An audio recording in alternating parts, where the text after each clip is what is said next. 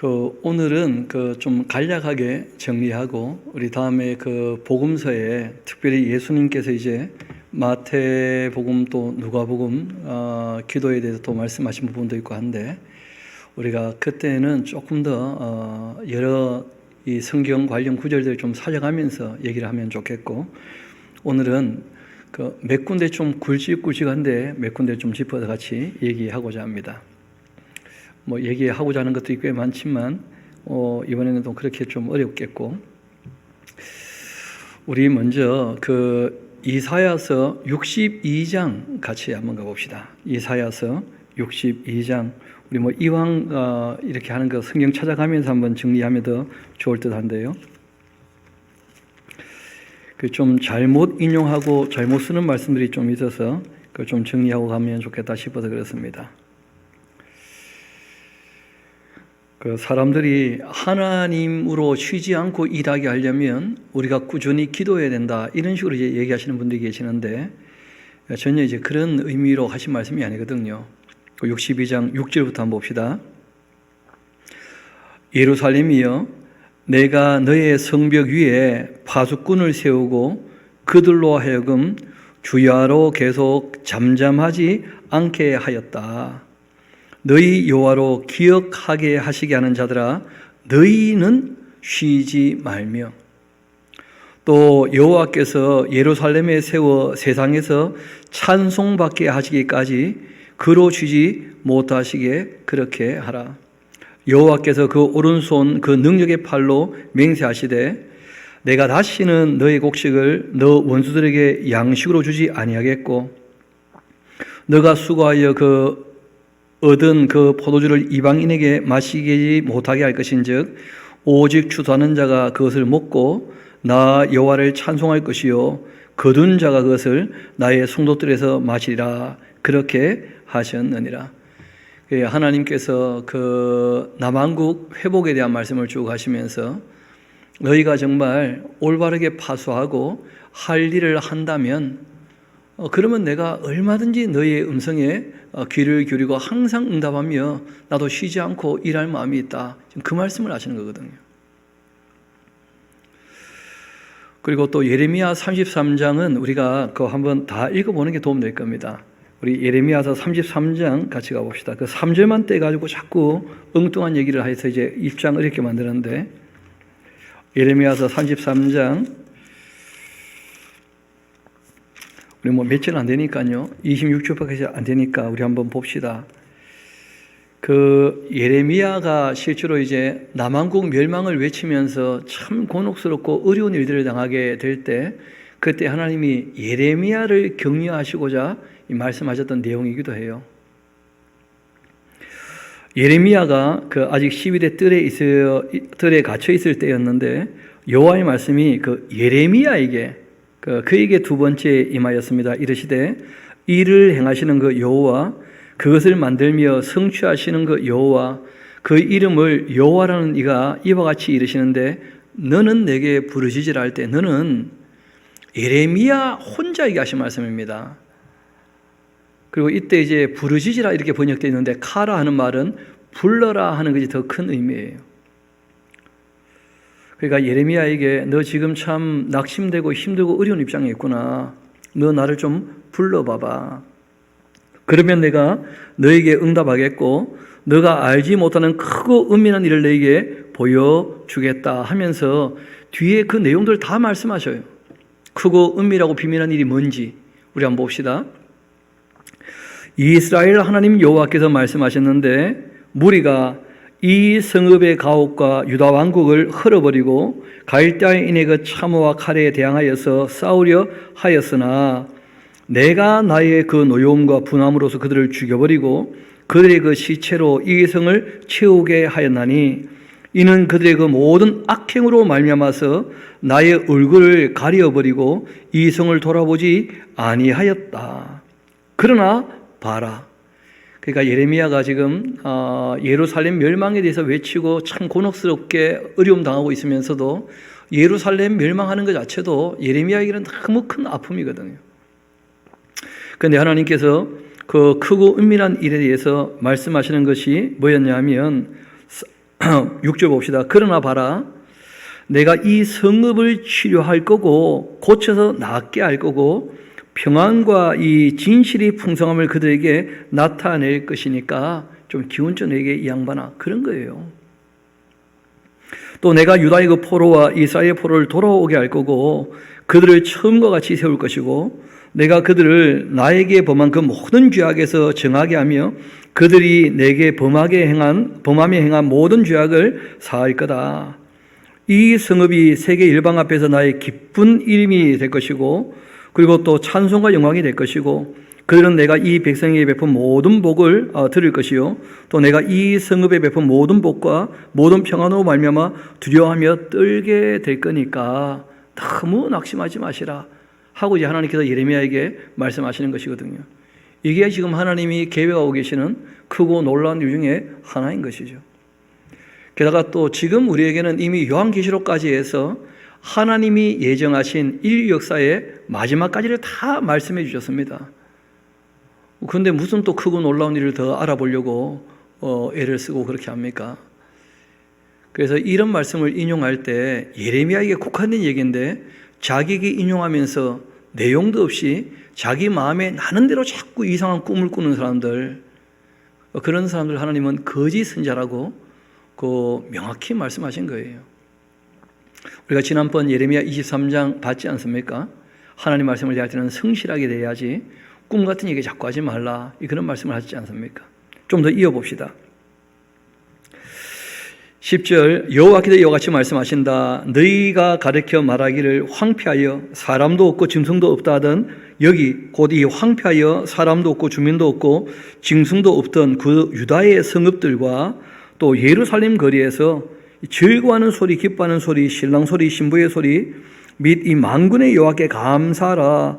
여호와는 선하시니까 그 인자심이 영원하다 하는 그런 소리, 여호와의 그 성전에 감사제를 드리는 자들의 그 소리가 다시 들리게 될 것이다. 이게 다 크고 비밀한 일의 내용이거든요. 이는 내가 이 땅의 포로를 돌려보내어서 지난 날처럼 되게 할 것임이라. 여호와의 말씀이라. 또 만군의 여호와께서 이와 같이 말씀하시는데 황폐하여 사람도 없고 짐승도 없던 이곳 또 이 모든 성읍에 다시 목자가 살게 될 것이다. 그때는 양떼들이 다 눕게 될 거다. 상지 성읍들과 평지 성읍들과 네게브의 그 성읍들과 또 베냐민 땅과 예루살렘 사면과 유다 그 성읍들에서 양떼가 다시 계수하는 자의 손 아래로 지나가게 될 것이다. 참 평화로운 시대가 오게 될 것이다. 다 안 뺏기고. 여호와의 말씀이라. 보라, 내가 이스라엘 집과 유다 집에 대하여 일러준 선한 말 그 다 성취할 날이 오게 될 것이다. 하나님의 통치가 임하게 될 때가 반드시 온다는 거예요. 천여왕국으로 또 연결되는 것이죠. 그런 말씀들을 하시면서 낙심하고 있는 그 예레미야에게 격려하시는 내용이거든요. 이어봅시다. 그날 그때 내가 다윗에게서 한 공의로운 가지가 나게 할 텐데 그가 이 땅에서 이 정의와 공의를 시행할 것이다. 당연히 예수님 얘기하는 것이죠. 초림 때는 예수님께서 그 능력을 보여주셨습니다. 표적으로.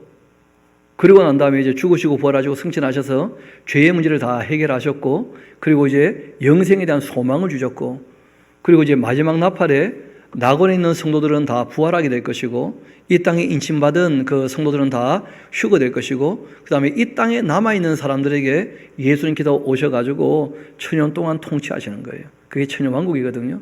그래서 그 천년왕국은 이 이스라엘 백성들, 그 유다인들에게 먼저 말씀하셨던 약속들이에요. 그것을 이제 이루신다는 거죠.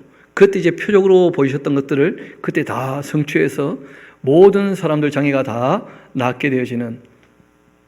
그러니까 천년왕국에 사는 사람들은 부활한 사람들이 아니에요. 그 천년왕국은 여전히 죽음이 있거든요. 이사야 65장을 보면. 그래서 우리가 그 성경이 우리에게 말씀하셨던 내용들 정도는 다 알고 있어야 그 엉뚱한 얘기들을 안 하게 됩니다. 이어봅시다. 그가 이 땅의 정의와 공의를 실행할 것이라. 그날 유다가 구원을 받게 되고 그 예루살렘은 안전히 살게 될 거다. 그게 예루살렘하고 유다에 대한 이야기잖아요. 여호와는 우리의 의라 하는 이름도 얻게 될 것이다. 여호와께서 이와 같이 말씀하셨는데 이스라엘의 그 집에 왕이 앉을 사람이 다윗에서 영원히 끊이지 아니하게 될 것이고 또 그 내 앞에서 번제드리고 소제를 사르고 다른 제사를 항상 드릴 레위 사람 제당들도 끊어지지 아니하리라. 그렇게 말씀하십니다. 여호와의 말씀이 예레미야에게 임하니라. 이르시되 여호와께서 이와 같이 말씀하셨다. 너희가 능히 낮에 대한 나의 언약과 밤에 대한 나의 언약을 깨뜨려 주야로 그것들을 잃게 할 수가 있다고 한다면 내 종 다윗과 세웠던 나의 언약도 깨어지겠지만 그럴 수 없다는 거 아니겠어요? 표무적인 언약. 그에게 그 자리에 앉아 다스릴 아들이 없게 할 수 있겠으며 내가 나를 섬기는 레위인 제당들에게 세운 언약도 파할 수 있을 거다. 하늘의 그 만상은 셀 수 없고 바다의 모래는 측량할 수 없나니 내가 그와 같이 내 종 다윗의 자손과 나를 섬기는 레위인을 번성케 하리라. 그렇게 하시니라. 여호와의 그 말씀이 예레미야에게 임하니라. 이르시되 이 백성이 말하기를 여호와께서 자기가 택하신 그들 중에 두 가게를 버리셨다 한 것을 내가 생각하지 아니하느냐. 그들이 내 백성을 멸시하며 자기들 앞에다 나라로 인정하지 아니하고 있구나. 여호와께서 이와 같이 말씀하시는데 내가 주야와 맺은 그 언약이 없다든지 천지의 법칙을 내가 정하지 아니하였더라면 야곱과 내 종 다윗의 자손을 버리고 다시는 다윗의 자손 중에서 아브라함과 이삭과 야곱의 그 자손을 다스릴 자를 택하지 아니할 거다. 내가 그 포로된 자들을 돌아오게 하고 그를 불쌍히 여길 거야. 이 반드시 하나님께서 남한국 북한국을 다 회복시키셔가지고 다윗의 그 후손 중에 그 위에 앉아서 통치하는 그런 시대가 반드시 온다고 말씀하셨고 아직 그런 시대는 뭐 이스라엘 나라에 아직 안 왔죠. 그래서 이때는 이제 천여왕국을 또 얘기하는 거다. 그래서 너는 내게 부르짖으라 하고 말씀하신 것은 낙심한 그 예레미야에게 그 바벨론 포로에서 돌아와서 회복될 그 이스라엘에 대한 그 비전과 그리고 이제 장차 메시아가 오셔가지고 통치하게 될 그 하나님의 나라 이스라엘을 중심으로 한 회복되는 그 하나님의 나라에 대한 이 비전을 보여주시면서 내가 크고 놀라운 일들을 다 계획하고 있으니까 낙심하지 말라 이 얘기를 하시는 것이지 우리 보고 막 그냥 울부짖으면 하나님께 부르짖으면 우리 원하는 것 내가 뭐 이 크게 생각했던 거 다 이루어진다 전혀 그런 이야기를 하는 게 아니거든요. 그건 뭐 미신도 아니고 그건 너무 엉뚱한 해석이고 엉뚱한 얘기예요. 또 에스겔서 한번 봅시다. 그러니까 하나님께서 하신 말씀인데 36장 같이 한번 가봅시다. 에스겔서 36장.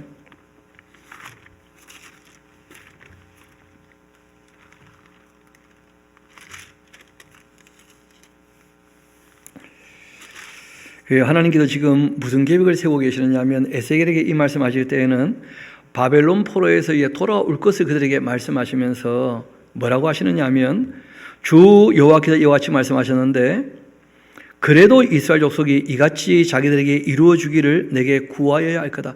하나님의 계획이라 할지라도 본인들이 원해야지만 이루어진다는 거예요. 무슨 말인가 하니 그 바벨론 포로로 잡혀갔을 때 70년이 차면 돌아오는 거 아닙니까? 그런데 실제로 돌아오기를 원하고 바란 사람은 예루살렘으로 돌아왔지만 대부분의 사람은 돌아오지 않고 거기 남아있었다는 거예요. 그래가지고 에스더서를 보면 그 남아있던 사람들 다 죽을 뻔했던 그런 역사가 또 기록되어 있습니다. 하만에 의해서. 그래서 아무리 내가 계획을 하고 있다 할지라도 내 뜻이 너희들에게 이루어지기를 너희가 구해야 내가 그렇게 할 수 있지 않겠냐 하고 말씀하신 거예요. 그러니까 하나님이 독단적으로 하시는 일이야 다 예정하신 대로 이루어 가시지만 하나님께서 우리에게 하시는 일들에 관해서는 우리가 원해야 이루어지는 게 있다는 거예요. 하나님의 뜻대로 되기를. 그 하나님의 그 품성을 알 수도 있는 것인데 지금 여기서 얘기하는 것은 그 에스겔에게 얘기를 하라는 거예요. 지금 그 바벨론에 있는 사람들한테 너희가 돌아오기를 원해야 이루어지지 않겠냐는 거예요. 다시 한번 봅시다. 그래도 이스라엘 족속이 이같이 자기들에게 이루어지기를 내게 구하여야 할지라. 그들의 그 수요를 양떼같이 많아지게 하되 제사들이 그 양떼 곧 예루살렘이 정한 절기의 양무리 같이 황폐한 성읍을 사람의 때로 채우리라. 그러한즉 그들이 나를 여호와인 줄을 알게 될 거다. 그럴 때가 올 거다 하고 말씀하신 것이죠. 그리고 우리가 성경을 볼 때 언제 어디서 누가 하는 것도 중요하지만 누구에게 지금 하시는 말씀인지 그것이 그들에게만 국한된 얘기인지 그들을 통하여서 보편적으로 모든 인류에게 지금 하시는 말씀인지 그런 걸 좀 우리가 구별해 가면서 읽어야 돼요. 그리고 또 무엇을 말씀하고 계시는지 어떤 말씀을 어떻게 하고 계시는지, 왜 그런 말씀하시는지 먼저 사실을 다 파악을 하고 내용이 이제 드러나면 그 내용 가운데서 의미가 드러나야 되는 것이지, 알게 돼야 되는 것이지, 내용도 파악 안 하고는 연구부터 해가지고 엉뚱한 이야기를 하면 안 된다는 거예요. 또 우리 시편 81편 우리 같이 한번 봅시다. 거기 보면 사람들이 어떤 얘기를 하느냐면 내 입을 뭐 크게 열라 하면서, 넓게 열라 하면서 또 주장하는데, 우리 한번 시편 81편 같이 가봅시다.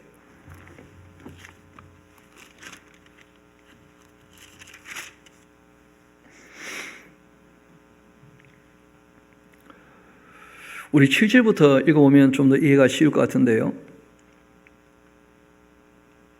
너가 고난 중에 부르짖음에 내가 너를 건져주었었고 우레소리의 그 은밀한 곳에서 너에게 응답하며 무리와 물가에서 너를 시험했다. 내 백성이여 좀 들어봐라. 내가 너에게 증언하는데, 그 증언의 내용이에요. 지금 이스라엘이여 나에게 좀 듣기를 원한다. 너희 중에 다른 신을 두지 말고 이방 신에게 절하지 마라. 한번 물어보자는 거예요. 증언을 하시는 거니까. 나는 너를 애굽 땅에서 인도하여 낸 여호와 너희 하나님 아니냐. 너희 입을 크게 열어라. 그러면 내가 채워주겠다. 그렇게 해가지고 너희들이 물 달랄 때 물 줬고, 고기 달랄 때 고기 줬고, 빵 달랄 때 만나를 내려가지고 다 먹여줬었는데, 그렇게 하였으나 내 백성이 내 소리를 듣지도 않고 이스라엘이 나를 원하지 아니했다. 그래서 내가 그 마음을 완악한 대로 버려두고 그 임의대로 행하게 한 것이다. 내 백성아, 나의 말을 듣고 이스라엘아, 나의 도를 따라라. 그렇게 하면 내가 속히 그들에게 원수를 누르고 내 손을 돌려 그들의 대적을 치지 않겠냐. 이런 말씀을 하시는 거거든요. 그러니까 입을 크게 벌려서 막 하나님께 요구하면 다 들어주신다. 그런 얘기를 지금 하고 있는 게 아니라는 거예요, 전혀. 하나님께서 애굽에서 그들을 불러내셔가지고 내가 말했잖아. 너희가 원하고 있는 거 다 얘기하라고 내가 다 들어준다고. 그래가지고 애굽에서 나올 때 한몫도 챙겨 나왔고, 맞습니까? 그리고 또 필요한 대로 물도 주고 만나 양식도 주고 메추라기에 고기도 주고 다 줬는데, 그런데 왜 너희들은 내 말을 듣지 않았냐, 이 얘기를 하시는 거예요. 그런데 이건 뭐 전혀 문맥도 아니고 맥락도 아니고 한 절도 아니고 그 중에 반절 때 가지고 내 입을 크게 열라 하셨습니다. 이 시간 뭐 입을 엽시다. 뭐 하나님 채워주실 겁니다 하면서 그런 식으로 얘기를 한다면 그건 너무 잘못된 거 아니겠어요? 원래 말씀하신 내용하고 전혀 다르잖아요. 그래서 지난번 얘기했던 것처럼 우리 잠언 28장 9절 같이 한번 가봅시다. 우리가 명료하게 좀 성경에서 짚고 가는 게 좋을 것 같아요. 잠언 28장 9절 같이 한번 가봅시다.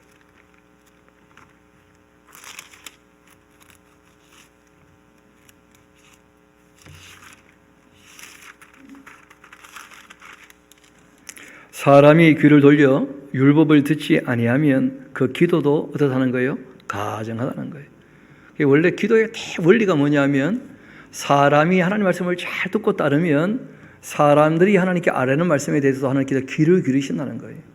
왜냐하면 그때 하나님께 아뢰을 때에는 전혀 엉뚱한 걸 요구하는 게 아니지 않겠어요? 하나님의 말씀을 잘 들어봤으니까. 그러니까 우리가 간구한다 할지라도 하나님께서 어떻게 얼마만큼 허락하셨고 또 무엇을 원하시는지 그 주님의 뜻 안에서 구해야지, 우리가 하나님의 그 율례와 법도 그 말씀도 듣지 않고 마음대로 떠들면 욕심밖에 안 되는 것이거든요.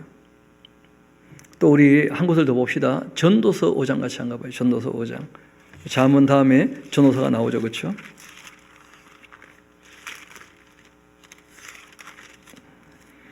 이렇게 말씀하십니다. 너는 하나님 집에 들어갈 때에 너의 발을 삼가야 한다. 가까이 하여서 말씀 듣는 것, 우매한 자들이 재물 드리는 것보다 낫지 않는가? 그들은 악을 행하면서도 깨닫지 못한다. 너는 하나님 앞에서 함부로 입 열지 마라. 그러니까 우리가 기도라고 하는 것은 하나님께 우리가 말씀을 아뢰는 건데, 아니 대통령한테 무슨 말을 해도 조심할 텐데 하나님 앞에 우리가 말을 할 때 너무 함부로 하면 안 되는 거예요. 너는 하나님 앞에서 함부로 입 열지 말며 급한 마음 가지고 말을 내지 마라. 하나님은 하늘에 계시고 너는 땅에 있음이니라. 그런즉 마땅히 어떻게 하라고요? 말을 좀 적게 하라는 거예요. 그 예수님도 똑같이 그런 말씀하셨거든요. 이방인이 중언부언하는 이유는 말 많이 해야 신이 듣는다고 착각을 해가지고 말을 많이 하는데 그 이방인들을 본받지 말라고 예수님 직접 말씀하신 거 아니에요. 또 누가복음 우리 11장에 같이 한번 가봅시다. 또 사람들이 이 하나님께 간절히 구하는 그 얘기를 자꾸 하는데 우리 누가복음 11장 가서 실제로 뭐라고 말씀하셨는지 같이 한번 봅시다.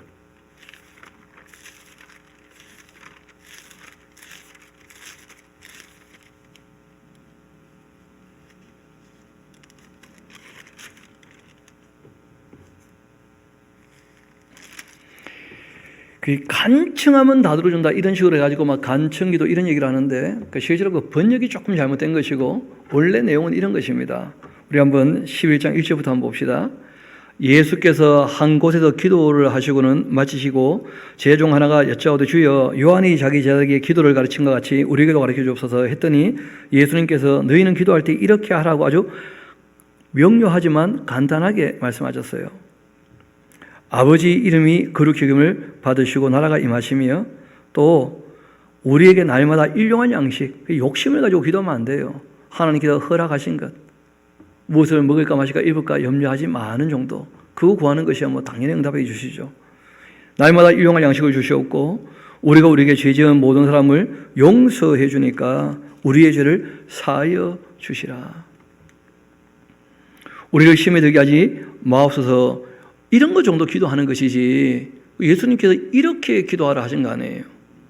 그리고는 또 이어 말씀하십니다. 기도할 때 우리가 기도할 수 있는 이유가 있다는 거예요.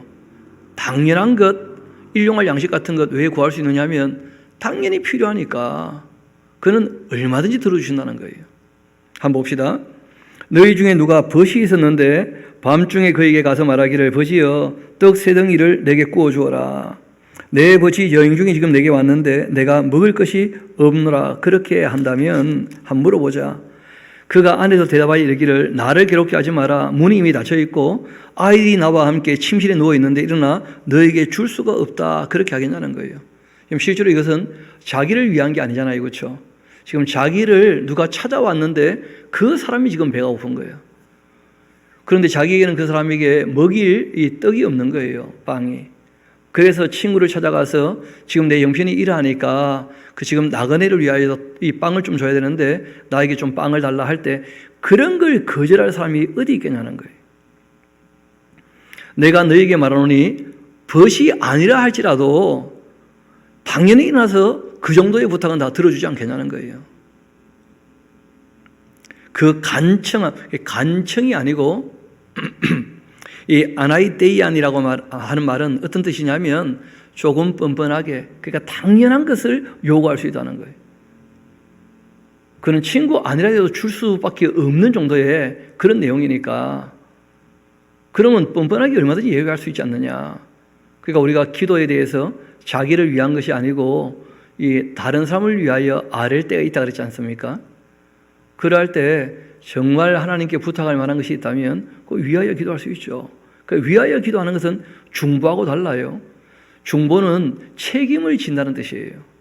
우리가 어떻게 딴 사람의 삶에 책임을 집니까? 우리가 위하여서 얼마든지 기도할 수 있죠. 그래서 이때 간청이란 말은 간청이라 번역하기보다는 조금 뻔뻔하게 그런 뜻입니다.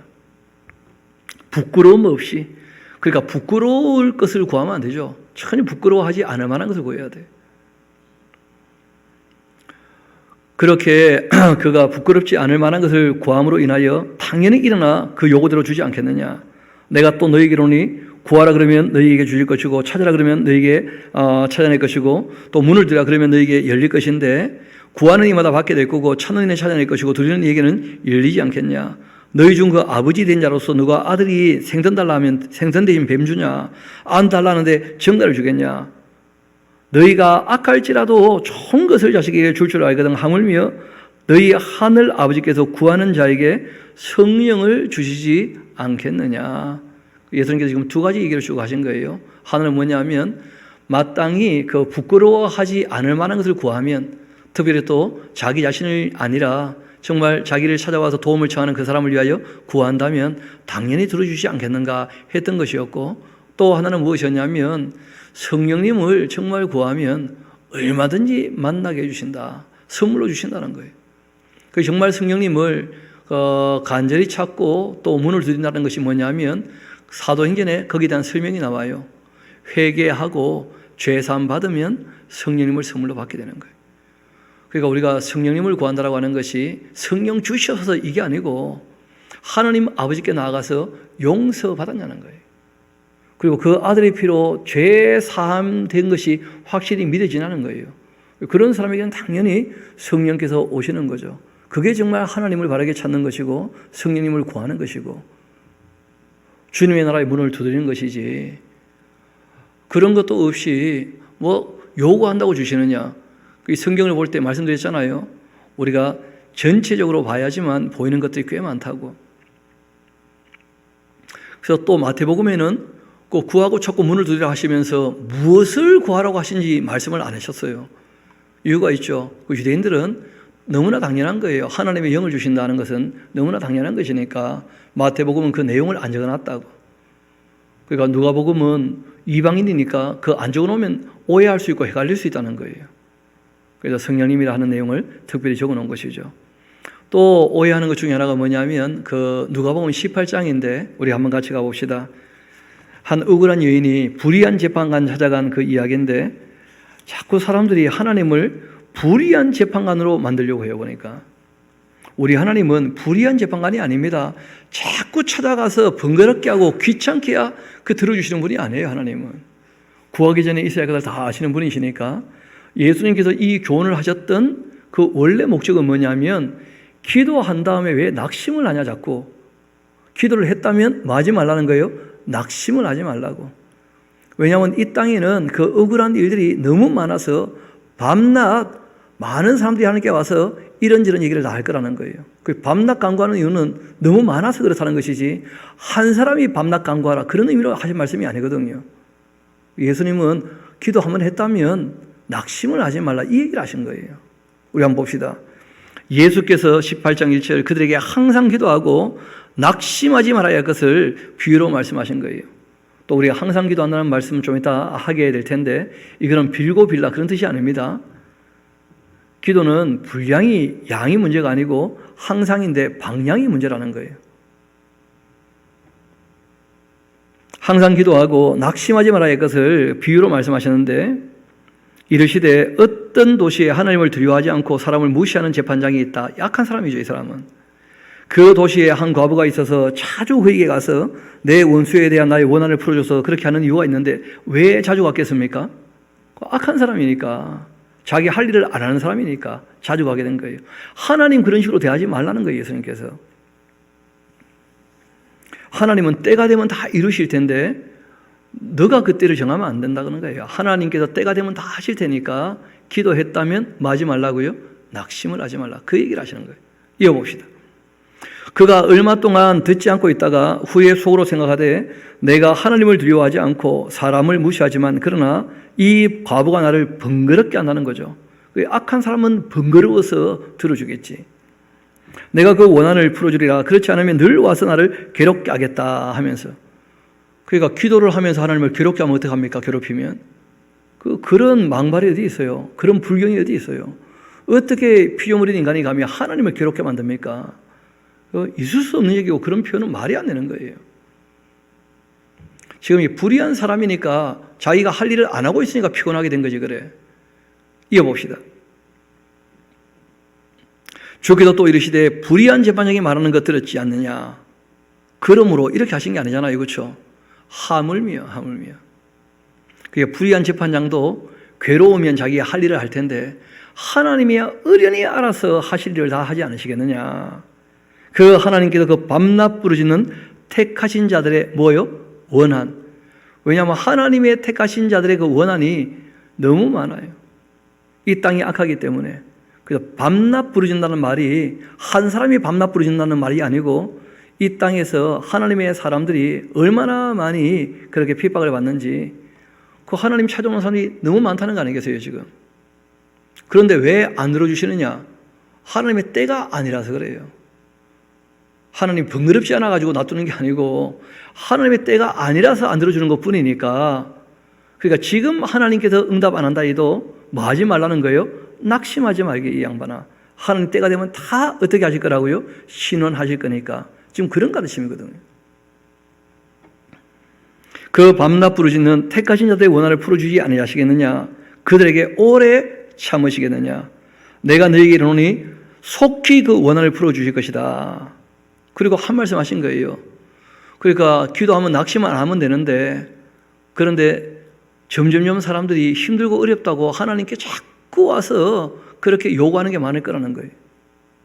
그것이 오히려 어떤 일이냐면 인자가 올 때 세상에 믿음을 보게 되냐. 믿음이 없으니까. 정말 하나님 믿었다면 기도하고 낙심 안 하고 하나님께서 하나님의 때에 이루어 주실 것이 하고 믿고 하나님의 말씀을 쫓아 이 땅에서 사명 감당하면서 계명을 지키며 살 텐데, 그러지 않고 자꾸 하나님께 나와서 보채는 이유가 뭐냐면 하나님 들어준다는 믿음이 없어서 그래요. 그러니까 자꾸 와서 보채는 거 아니겠어요? 이 기도는 그런 게 아니라는 거죠. 우리 한번 봅시다. 기도가 무엇인지를 일단 이번에는 정리합시다. 그리고 우리가 다음 주에 정리할 때 좀 더 기도에 대한 이 많은 그 본문들을 좀 살피면서 말씀을 좀 드리려고 합니다. 우리 기도는 지금 우리가 쭉 얘기를 잠깐 드리기도 했는데 아랜다는 거예요. 아랜다. 자기를 위해서도 아뢰지만 실제로는 그 다른 이들을 위하여 하나님께 아뢰는 거예요. 도구. 기도는 하나님의 그 자녀들이 하나님 앞에 나아가서 아뢰는 겁니다. 지옥에 거룩하신 하나님 앞에 나아갈 때에 거룩한 마음으로 나아가 감사한 마음으로 너희 구할 것을 감사함으로 하나님께 아뢰라. 그러니까 아뢰 만한 것을 아뢰면 돼요. 구할 때 부끄럽지 않을 것을 아뢰야 돼요. 당연히. 기도는 종이 또 해야 할 일에 대해서 하나님 이런 일을 하라고 하셨으니까 이 일을 할 수 있게 도와주시라. 그거 아뢰 수 있는 것이고, 또 이런 일들을 해왔습니다 하고 하나님께 아뢰 수 있는 거죠. 종이. 주님 우리가 이런 일들을 하라고 하신 대로 이렇게 했습니다 하고 아뢰 수 있는 거예요. 그리고 또 이렇게 했으니 참 할 수 있게 도와주셔서 감사합니다 하고 감사할 수 있는 것이죠. 감사함으로 아뢰는 거예요.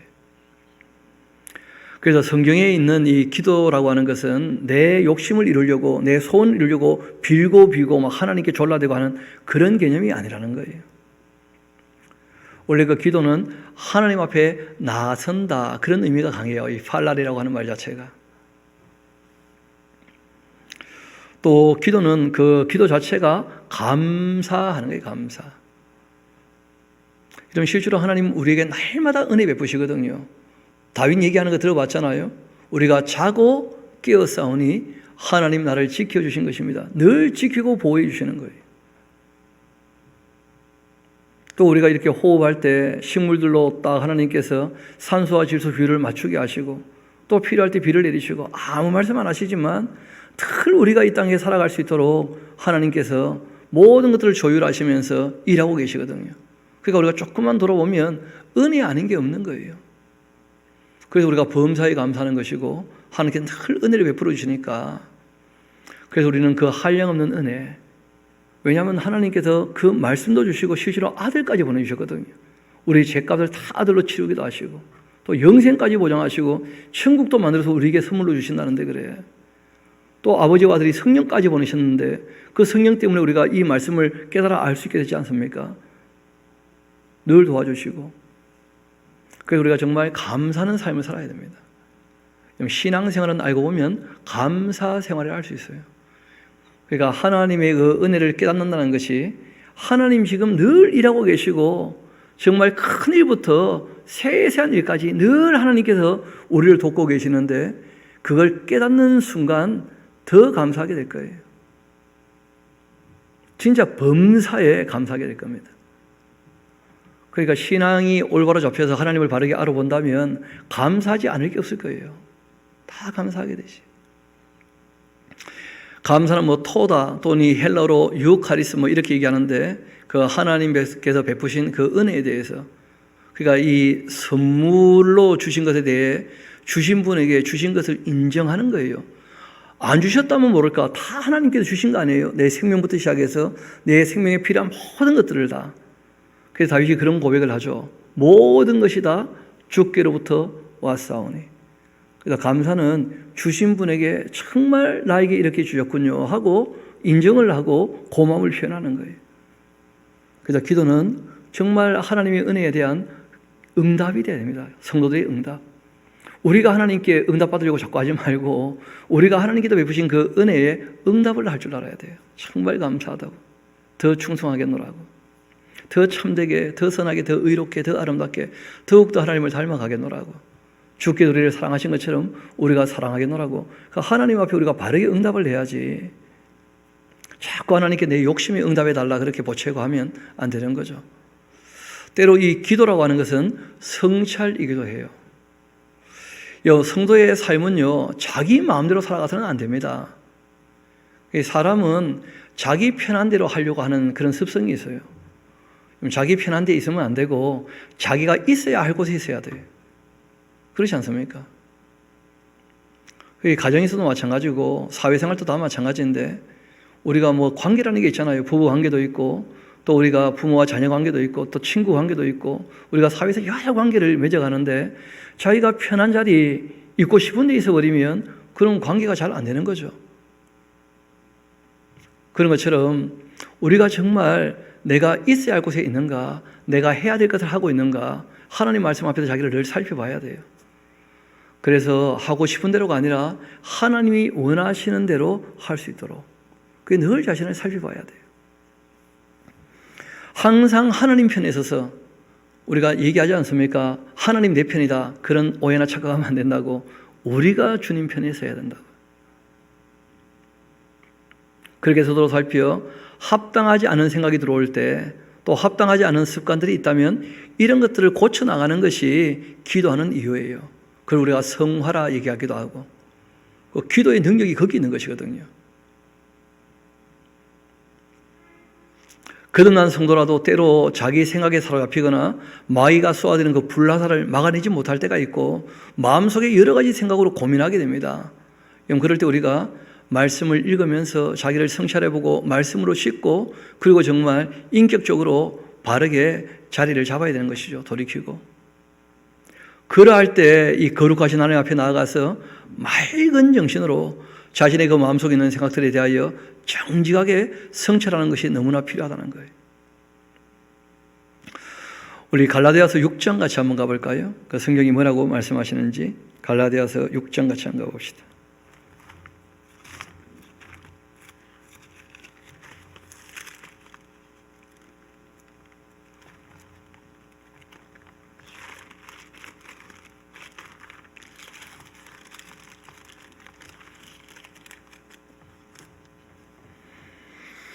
거기 보면 이런 말씀이 있죠.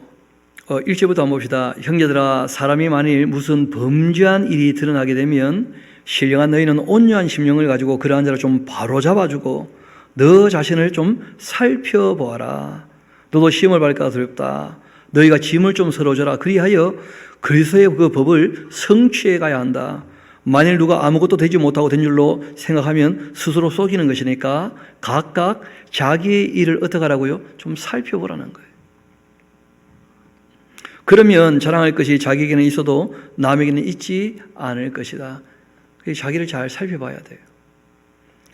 또 우리 갈라디아서 바로 앞에 고린도전서 후서가 있으니까 고린도전서 우리 11장 같이 한번 봅시다.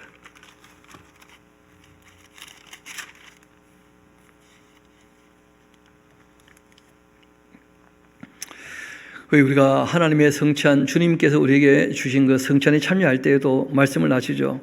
우리 같이 한번 봅시다.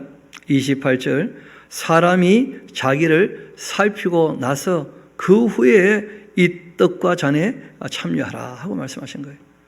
정말 내가 주님과 하나가 될 수 있는가? 주님의 그 떡을, 주님의 그 피를, 주님의 살과 피를 내가 먹고 마시는데 정말 내가 그렇게 주님과 함께 할 만하게 지금 내가 나를 깨끗하게 했는가?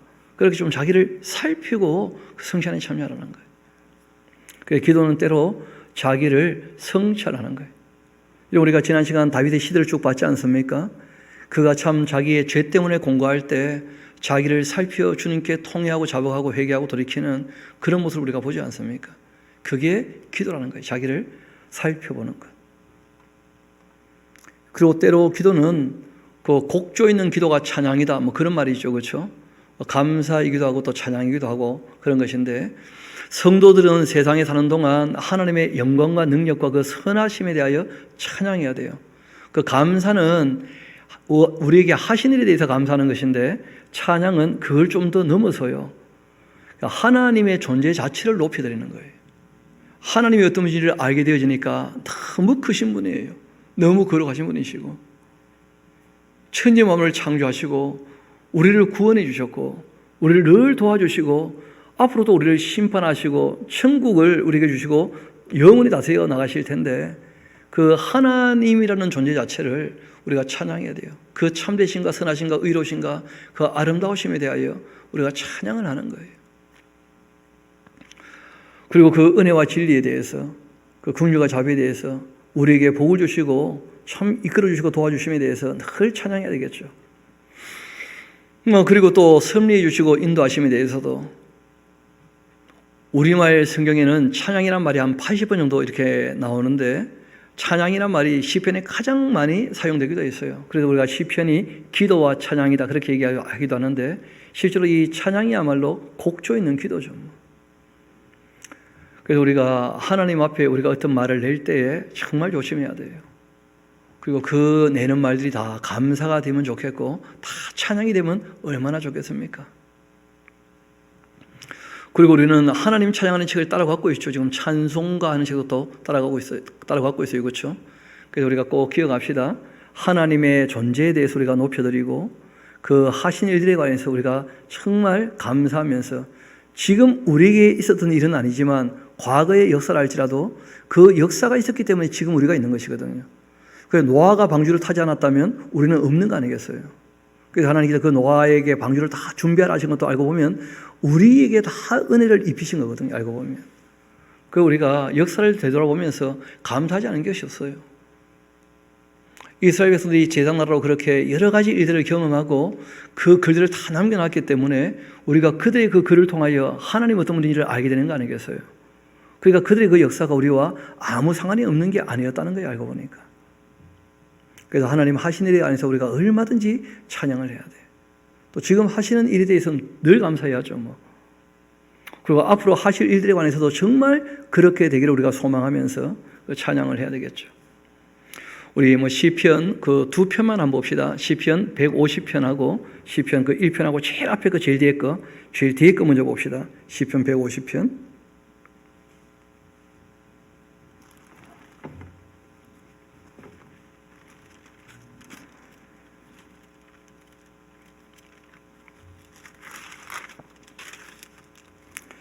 실제로는 그 앞에 나오는 모든 할렐루야 시편이다 할렐루야 하는 말이 딴 게 아니죠. 여호와를 어떻게 해요? 찬양하라 그런 뜻이거든요.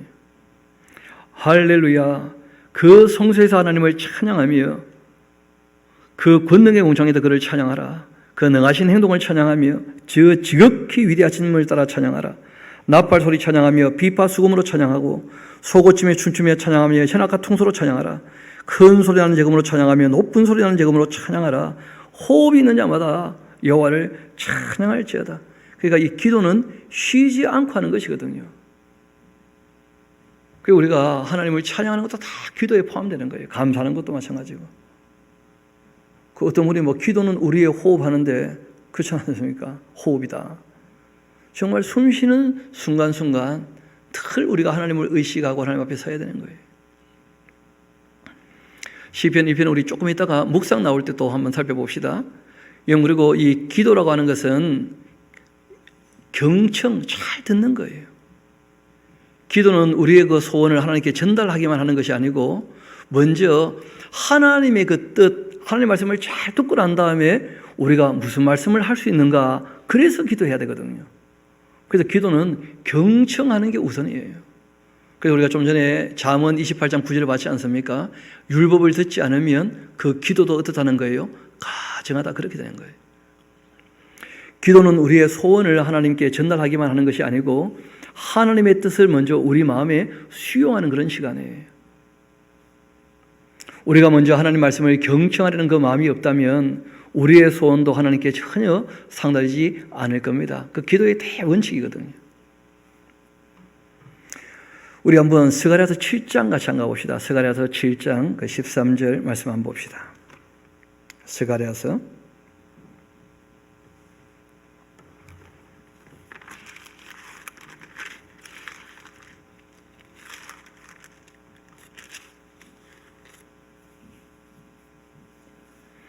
이런 말씀하시죠.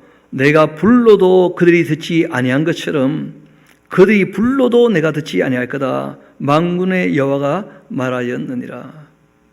하나님 안 들으시는 이유가 그들이 내 말 안 들으니까 내가 어떻게 그들의 말을 듣겠냐. 그렇게 하신 거예요. 또 우리 열왕기하서 그 23장 같이 한번 가봅시다. 열왕기하서 23장.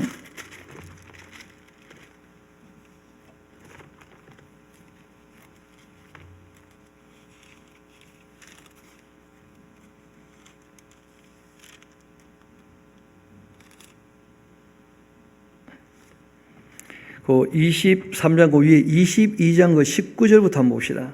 잘 아시는 것처럼 그 요시야라고 하는 왕이 그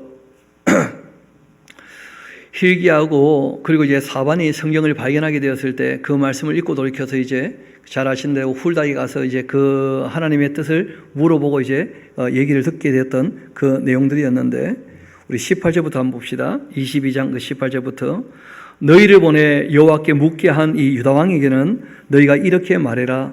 이스라엘 하나님 여호와가 이같이 말씀하셨는데 너가 들은 말들에 대해서는 내가 이곳과 또 그 주민에게 대하여 빈터가 되고 저주가 되리라 한 말을 너가 먼저 듣고서, 그러니까 이 요시야 왕이 하나님의 말씀을 들었다는 거 아니에요, 그렇죠?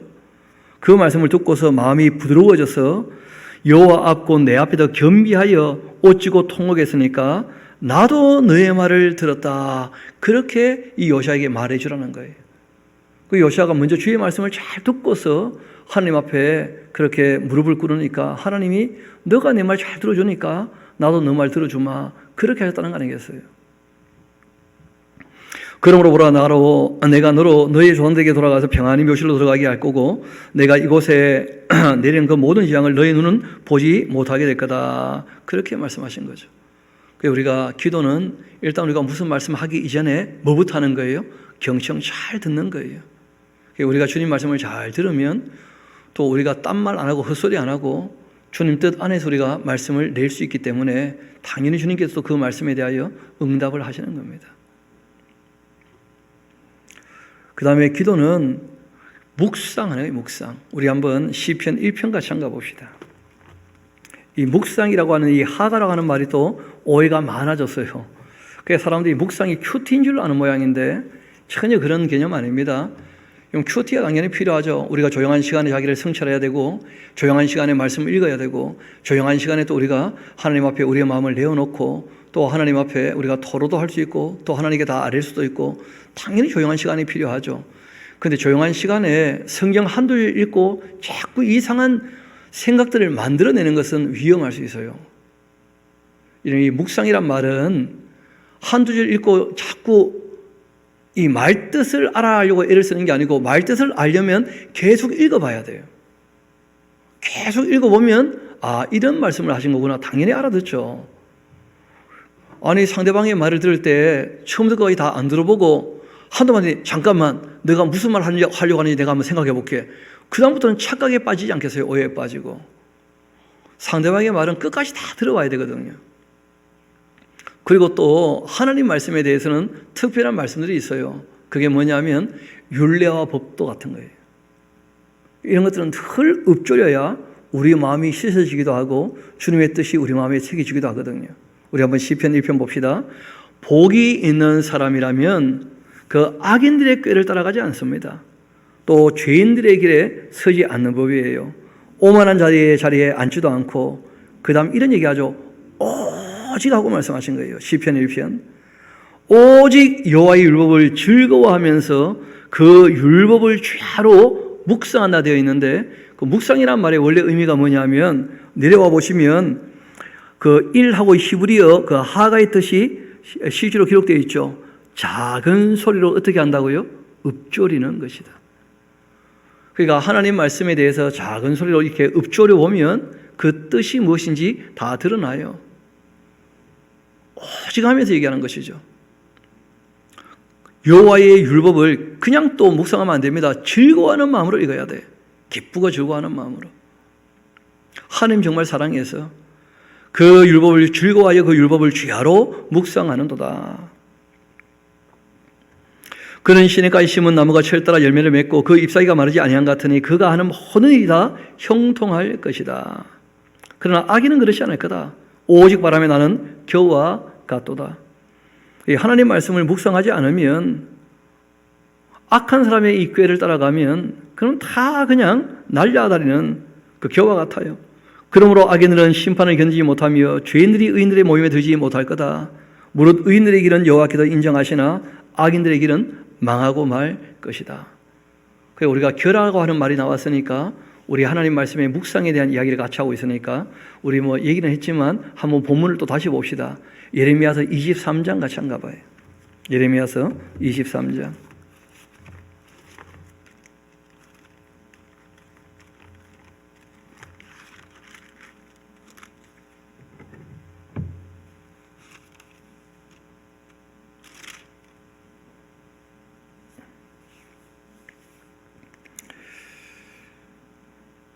그 28절부터 한번 읽어드리겠습니다. 여호와의 그 말씀이라 꿈을 꾼 선지자 꿈 같은 말을 하지만 내 말을 받은 자라면 성실함으로써 내 말을 말해라. 겨가 어찌 알고 가 같겠냐. 그러니까 하나님 말씀 한두 절 읽어놓고 그 말씀을 훔쳐가지고 자꾸 꿈 같은 헛소리하는 사람들, 그 겨라는 거예요. 겨. 악한 자들은 그 바람에 나는 겨와 같도다. 반면에 성실하게 하는 말씀을 대하는 것이 이게 바로 알곡이라는 거예요. 알곡. 그리고 우리가 하나님의 말씀을 성실하게 대해야 또 그 말씀을 늘 반복해서 봐야 우리가 올바르게 하나님께 기도할 수 있는 거죠. 성실은 뭐냐? 완수해야 성실이죠. 그렇죠? 완수. 처음부터 끝까지. 하나님 율법도 처음부터 끝까지를 다 작은 소리로 읊조려야지 한두 개만 그냥 읽고 한두 개만 적용하고 그러면 안 되는 거죠. 적용은 할 수 있는 데까지 적용하되 배우고 익히는 것은요 계속 해야 돼요. 계속. 그래야지 우리가 할 수 있는 게 점점 늘어나게 됩니다. 그리고 또 말씀드린 대로 욕심을 집어넣거나 부담된다고 빼거나 또 부분적으로 읽고 왜곡시키거나 그래서는 안 되는 것이죠. 그래서 우리가 정말 알곡이 되는 것이 무엇인지 생각을 해봐야 돼요. 그래서 우리가 하나님 말씀 다 중요하지만 그 중에 하나님께서 직접 하셨던 말씀 중에 우리에게 하기를 원하시고 하지 않기를 원하셨던 그 말씀 우리에게 계시로 주셨는데 이 말씀도 우리가 소중히 여겨야 됩니다. 그래서 구약에서 모형으로 하던 것이야 예수님 오셔서 완성해서 다 끝났지만 구약에서 생활에 관한 것은 신약에 와서 특별히 언급 안 한 이유가 있어요. 왜냐하면 그때나 지금이나 똑같으니까 생활에 대해서는. 그리고 윤리는 오히려 어떻게 했습니까? 훨씬 더 수준 높여놓으셨어요. 산상수훈으로. 그래서 신약의 율법이 또 있는 거 아닙니까? 산상수훈. 그래서 우리가 구약의 율법과 신약의 율법을 꾸준히 살펴가지고 문화적인 맥락에 의한 것은 문화적으로 얼마든지 변형이 가능하지만 그 핵심, 그 본질, 그 원래 원 의미는 변하지 않습니다. 그게 다 알고 보면 하나님을 위하는 것이고 사람을 위하는 것이니까요. 그래서 율법의 핵심 자체가 하나님 사랑과 이웃 사랑으로 그렇게 확인되고 드러나는 것이니까 모형은 예수님이 오셔서 다 이루셨다는데 그게 바로 제사에 관계된 것들이죠. 그렇죠? 속죄에 대한 이 제사, 피 흘리는 그 제사, 그 제사에 관계된 것들은 실상이 왔기 때문에 다 끝나게 된 것입니다. 이어봅시다. 그 중에 하나님의 그 율법과 계명과 법도는 우리의 삶을요 거룩하게, 거룩이 딴 게 아니고 내 멋대로 살지 않고 세상 사람들은 자기 하고 싶은 대로 하면서 살지 않습니까? 그렇죠? 자기 행복만을 위해서. 그런데 우리는 그렇게 쉽사리 살지 않고 주님의 뜻을 따라 사는 것이 이게 바로 거룩이에요. 하나님의 율례와 법도를 따라 사는 것이. 이게 구별된 거죠, 세상과. 우리의 삶을 거룩하게 하는 것, 성화의 채찍과 같은 말씀이므로 가장 중요한 말씀이 됩니다. 성경은 나를 사랑하고 내 계명을 지키는 자에게 천대까지 은혜를 베푸신다 말씀하시고 하나님 계명 지키는 것이 곧 하나님을 사랑하는 것이라고 우리에게 끊임없이 말씀하십니다. 우리 시편 119편으로 같이 한번 가봅시다. 시편 119편 다 읽으면 참 좋겠습니다만은 그중에 우리 몇 군데만 한번 찾아보도록 합시다. 시편 119편 우리 같이 가봅시다.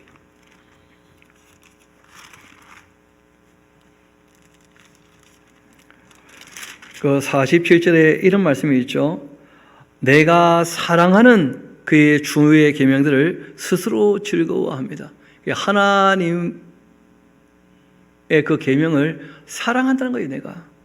그래서 아주 즐거워서 늘 읽겠다는 거예요. 시편 119편 전체가 다 하나님의 율례와 법도에 대해서 노래하는 그 노래이거든요. 하나님이 주신 그 율법을 찬양하는 찬양이에요, 어떻게 보면. 시편 119편 48절 이어봅시다. 또 내가 그 사랑하는 주의 계명들을 향하여서 내 손 들고 주의 율례들을 어떻게 한다고요? 작은 소리로 읊조리리라. 그렇게 되어 있는 거예요. 이게 묵상이거든. 손을 드는 거야 뭐 문화적인 문제인데, 그러나 하나님 말씀을 읊조리는 것은 이게 본질적인 것이거든요. 또 우리 그 127절로 한번 가봅시다. 조금 뒤로 가서.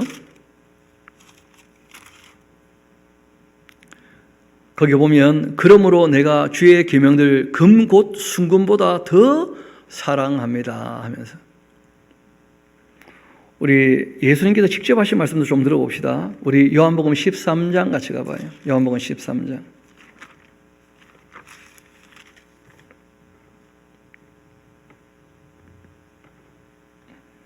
너무 유명한 말씀이죠. 13장 34절. 새 계명을 너희에게 주노니 서로 사랑하라. 내가 너희를 사랑한 것 같이 너희도 서로 사랑하라. 너희가 그렇게 서로 사랑하면 이로써 모든 사람이 너희가 내 제자인 줄 알리라. 그러니까 계명의 원래 핵심이 뭐냐면 사랑이에요, 사랑. 그러니까 하나님을 사랑한다면 당연히 그 계명을 지킨다는 거예요. 그게 사랑하는 것이니까. 우리 14장 같이 가봅시다. 요한복음 14장. 그 15절 이렇게 말씀하시잖아요. 너희가 나를 사랑한다면 나의 계명을 어떻게 할 거라고요? 지킨다는 거예요. 우리가 실제로 기도는 사랑에 대한 고백이기도 하거든요. 그러니까 우리가 그 말씀을 지키고자 그 말씀을 묵상하고 읊조리는 것 자체가 하나님을 향한 사랑의 고백인 거예요. 주님 사랑합니다 하는데 그 사랑이 정말 전달되겠냐는 거예요. 진짜 사랑한다면요, 사랑하게 되어 있어요. 사랑한다는 말을 많이 하는 게 아니고 사랑을 한다고. 그 사랑하는 게 뭐냐면 그 계명을 지키는 거예요. 그래서 우리가 이 계명을 부지런히 읊조리는 것, 그리고 그 계명을 지켜 사는 것, 그게 하나님을 곧 사랑하는 것이거든요. 그리고 그렇게 하나님을 사랑하면서 계명을 따라 살면 당연히 우리가 이웃도 사랑하게 되는 것이죠. 그리고 또 우리 조금 뒤로 가봅시다. 21절 같이 한번 가봅시다. 4장 21절. 나의 계명을 지키는 자라야 나를 사랑하는 자다. 나를 사랑하는 자는 내 아버지께 사랑을 받을 것이고 나도 그를 사랑하여 그에게 나를 나타낼 것이다.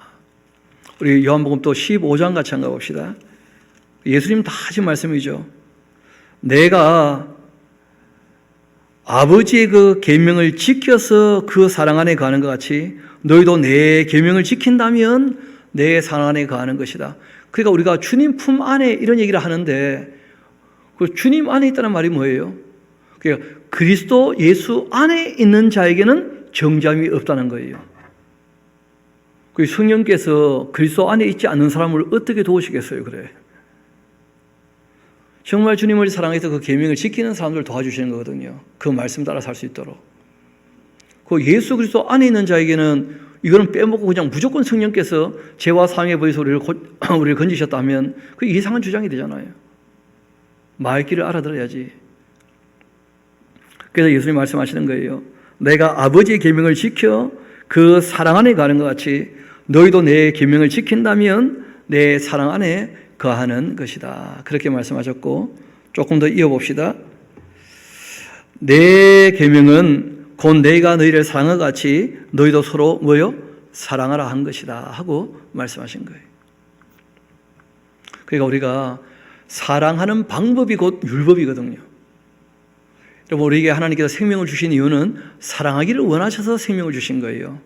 하나님의 사랑의 대상으로 우리를 만드셨거든요. 하나님의 너로. 그러니까 우리 인간의 사명은 사랑하는 거예요. 그런데 어떻게 사랑하는 구체적인 방법이 뭐냐면 계명으로 주신 거예요. 그리고 계명을 묵상도 하지 않고 계명을 따라 살지도 않으면서 사랑합니다는 것은 그건 전부 거짓말이에요. 입술로는 나를 공경하나 그 생각은 나에게서 어떻다고요? 멀다 하신 이유가 거기 있는 것이죠. 왜냐하면 그 당시 사람들은 하나님 말씀을 묵상했던 게 아니고 장로들의 그 유전, 조상들의 그 유전과 전통을 사람의 가르침을 하나님의 말씀보다 더 중요하게 여기기 때문에 문제가 되었던 거예요. 그런 것들은요, 아무리 반복하고 외우고 익혀도 의미가 없어요. 어떤 분이 성경 공부 어떻게 합니까? 제가 봤을 때는 이렇게 하는 게 제일 옳고 제일 쉽다고 봐요. 하나님의 말씀을 바르게 차근차근 처음부터 끝까지 다 읽어나가면서 정리하는 것. 이것 이외에 대체 성경 공부를 어떻게 하려고 하는지 내가 잘 모르겠어요. 성경을 안 읽고 사람들 말을 자꾸 여기저기 덧붙여가지고 그렇게 성경 공부를 하게 되어지면 시간 지날수록 성경은 더 모르게 되는 것 같아 보니까. 어떤 사람들의 말만 자꾸 떠올라요. 어떤 목사가 무슨 말을 했다. 그게 무슨 의미가 있어요? 성경이 무엇이라고 말씀하셨는가? 그게 중요하지 않겠어요? 그래서 우리가 하나님을 사랑한다면 다른 것이 아니고 말씀하신 대로 그 계명을 우리가 늘 읊조리면서 그 계명을 따라 살도록 힘쓰고 애쓰는 것, 그게 바로 기도고 그게 바로 또 묵상이죠. 또 기도는 때로 기원, 하나님께 뭘 바랄 수 있다는 거예요. 당연히 우리가 이 땅에 살아가면서 왜 소원이 없겠어요? 근데 그 소원이 지나친 욕심이 되면 안 된다는 거예요.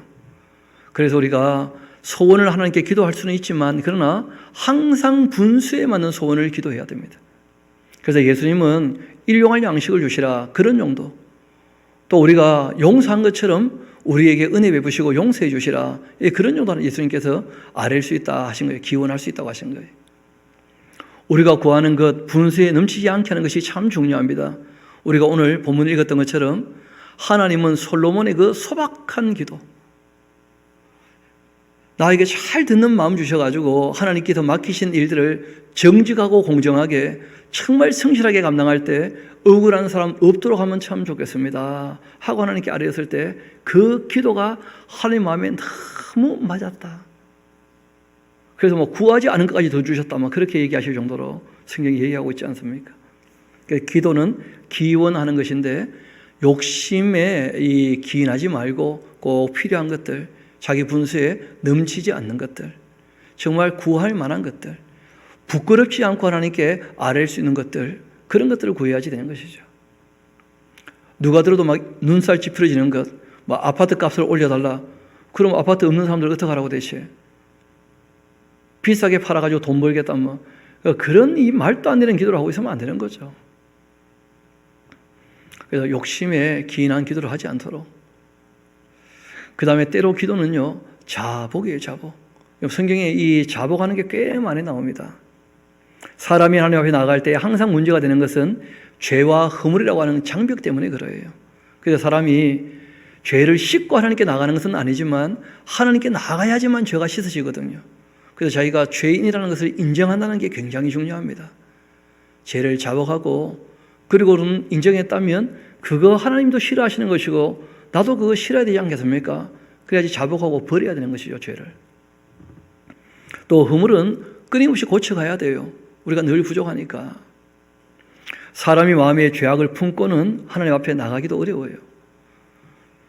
그래서 무엇보다 우선되어야 할 것이 바로 죄에 대한 인정, 그 자복이라는 거예요. 그래서 성경에 꽤 많은 곳에 이 하나님 앞에 죄를 자복하라 하는 말씀들이 있습니다. 우리 이왕 한번 찾아봅시다. 우리 먼저 에스라서 그 10장 같이 가봅시다. 에스라서 10장.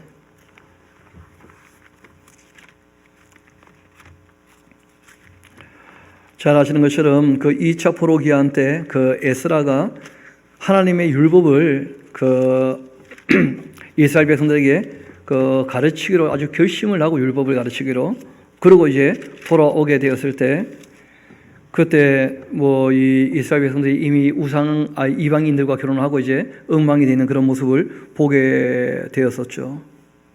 그때 이 에스라가 우리 한번 10장 읽어봅시다. 하나님의 성전 앞에 엎드려 울면서 기도하고 죄를 자복했다는 거예요. 죄를 자복. 우린 다 죄인입니다. 그러니까 용서해 주시고 우리에게 새롭게 살아갈 수 있는 힘도 방향도 좀 허락해 주시라 그런 것이죠. 그때 많은 백성들이 또 크게 통곡하면서 이스라엘 중에 백성의 그 남녀 어린이 큰 무리가 그 앞에 다 모여들게 되었다는 거예요. 또 조금 내려가서 그 11절 봅시다. 이제 너희 조상들이 그 하나님 앞에 죄를 어떻게 하라고요? 자복하고서 그 뜻대로 좀 행해라. 그러기 위해서 먼저 이 지방 사람들 또 이방 여인들 다 좀 끊어버려야 되지 않겠는가 하면서, 왜냐하면 그 당시에는 이방 여인들이 전도의 대상이라기보다는 이방 여인 때문에 자기들이 오히려 우상 숭배에 자꾸 빠지니까 그래서 그런 부탁을 하셨던 거예요. 이방 여인이라 할지라도 뭐 전도할 수 있다면요 얼마든지 부인들도 괜찮죠. 뭐 보아스 봐요. 모함 여인 룻이 뭐 부인 되어도 아무 문제 없잖아요. 살몬 봐요. 뭐 여리고 여인 그 라합이 부인 되어도 아무 문제 없잖아요.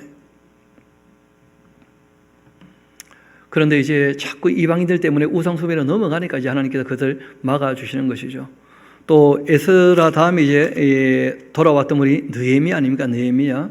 그 느헤미야도 기도의 사람이었는데 우리 한번 느헤미야 1장 6절 봅시다. 뭐라고 기록되어 있는지. 이에 종이 주의 종들인 이스라엘 자손을 위하여서 주야로 기도하오며 우리 이스라엘 자손이 주께 범죄한 죄들을 자복합니다. 주는 귀를 기울이시고 눈 여시고 종의 기도를 들어주십시오. 나와 내 아버지 집이 범죄하였습니다.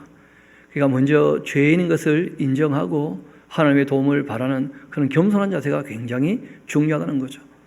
또 우리 느헤미야서 9장 같이 한번 가봅시다. 그 하나님 말씀을 다 한번 읽고 난 다음에 그 이스라엘 백성들의 그 반응이 이렇게 나와요. 주의 말씀을 다 읽고 배웠으면 말씀 앞에 서서 자신이 너무 잘못했다는 것을 다 깨닫게 되는 것이죠. 9장 2절 모든 그 이방 사람들과 절교하고 서서 자기의 죄와 조상들의 허물을 다 자복했다. 이날 낮 3분의 1은 그 자리에 있어서 그들의 하나님 여호와의 그 율법책을 낭독하였었고 낮의 4분의 1은 죄를 자복하면서 그들의 하나님 여호와께 경배했다는 거예요. 그래서 우리가 하나님께 무슨 말을 많이 하는 게 기도가 아니고, 기도는 지금 우리가 쭉 살피는 것처럼 정말 하나님의 말씀을 읊조리면서 우리가 정말 주님 앞에 겸손하게 자신의 죄를 자복하면서 자신을 돌아보면서 자신을 그렇게 다듬어가면서 주님 앞에 꼭 필요한 것들 더불어 살아갈 때 정말 우리가 부끄럽지 않지만 구해야 될 것들을 구하면서 그렇게 우리가 하나님과 함께 그렇게 살아가는 것이거든요. 때로 기도는 그 기원을 좀 넘어서서 강구하는 부분들이 좀 있어요. 강구. 그 기도가 강구라고 할 때는 그 아타르, 정말 강구하는 것이거든요. 그 성경에 보면 그 아브라함이라는 분이 이제 그 자기 조카 롯 때문에 강구했던 그런 장면이 나오기도 하고요. 또 이삭이 자기 부인이 이제 아기를 못 가지니까 그러니까 리브가를 위해서 또 강구했던 내용들이 있습니다. 결혼하고 20년 동안 아기가 없었으니까 뭐 강구가 나오지 않겠어요, 그래? 그래서 하나님께서 응답하시는 그런 내용들이 있습니다. 또 야곱도 뭐 오해한 것이긴 했지만 그 자기 형 에서의 손에서 건져주시기를 또 강구하는 그런 장면들도 나오죠. 또 이스라엘 자손들이 그 애굽에서 고역에 시달릴 때, 노예로 살 때 하나님께서 건져주시라 그렇게 강구했던, 또 이 강구와 비슷한 개념이기도 하지만 그 애통하는 것도 있었죠. 애통.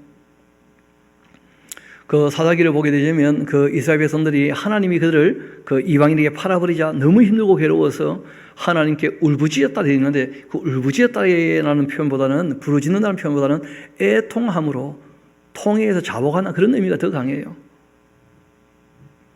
그럴 때 강구가 있는 거 아니겠어요? 그렇죠? 너무 힘들고 어려워서 이 어려움에서 좀 벗어나게 해주시라. 그런 이 강구들이 있을 수 있다는 거예요. 또 신약에도 그 강구에 대한 내용들이 있죠. 우리 한번 히브리서 5장 같이 한번 가봅시다. 히브리서 5장입니다.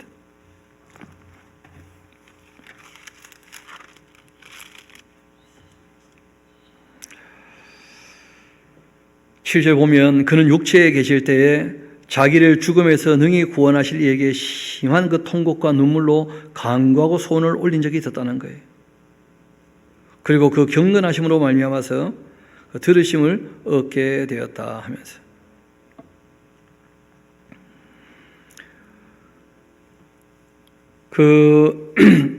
또 우리 야고보서 5장 같이 한번 가봅시다. 그 야고보서 5장 16절.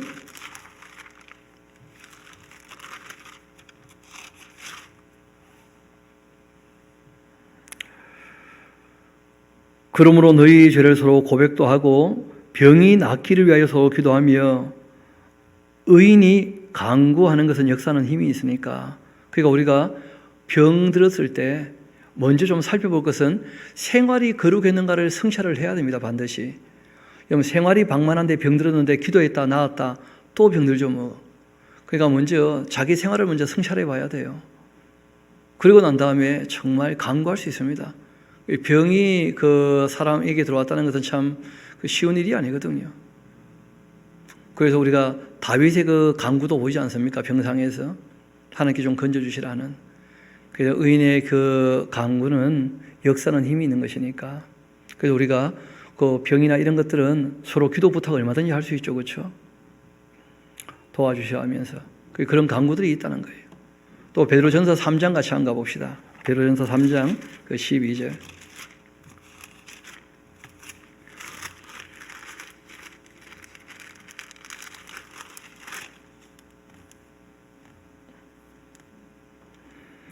거기 보면 이런 말씀이 있죠. 주님의 그 눈은 그 의인을 향하시고 그 귀는 의인의 간구에 기울이신다. 그 의로운 사람들이 이 땅에서 핍박받을 때 힘들고 어려워 괴로워서 간구하는 일들이 있을 수 있다는 거예요. 그 음성에 다 하나님 귀를 기울이고 계신다는 거예요. 주의 얼굴은 악행하는 자들을 대하신다. 그런 말씀이 있죠. 또 우리 요한 3서 1장 같이 한번 가봅시다. 요한 1, 2, 3서 그 1장.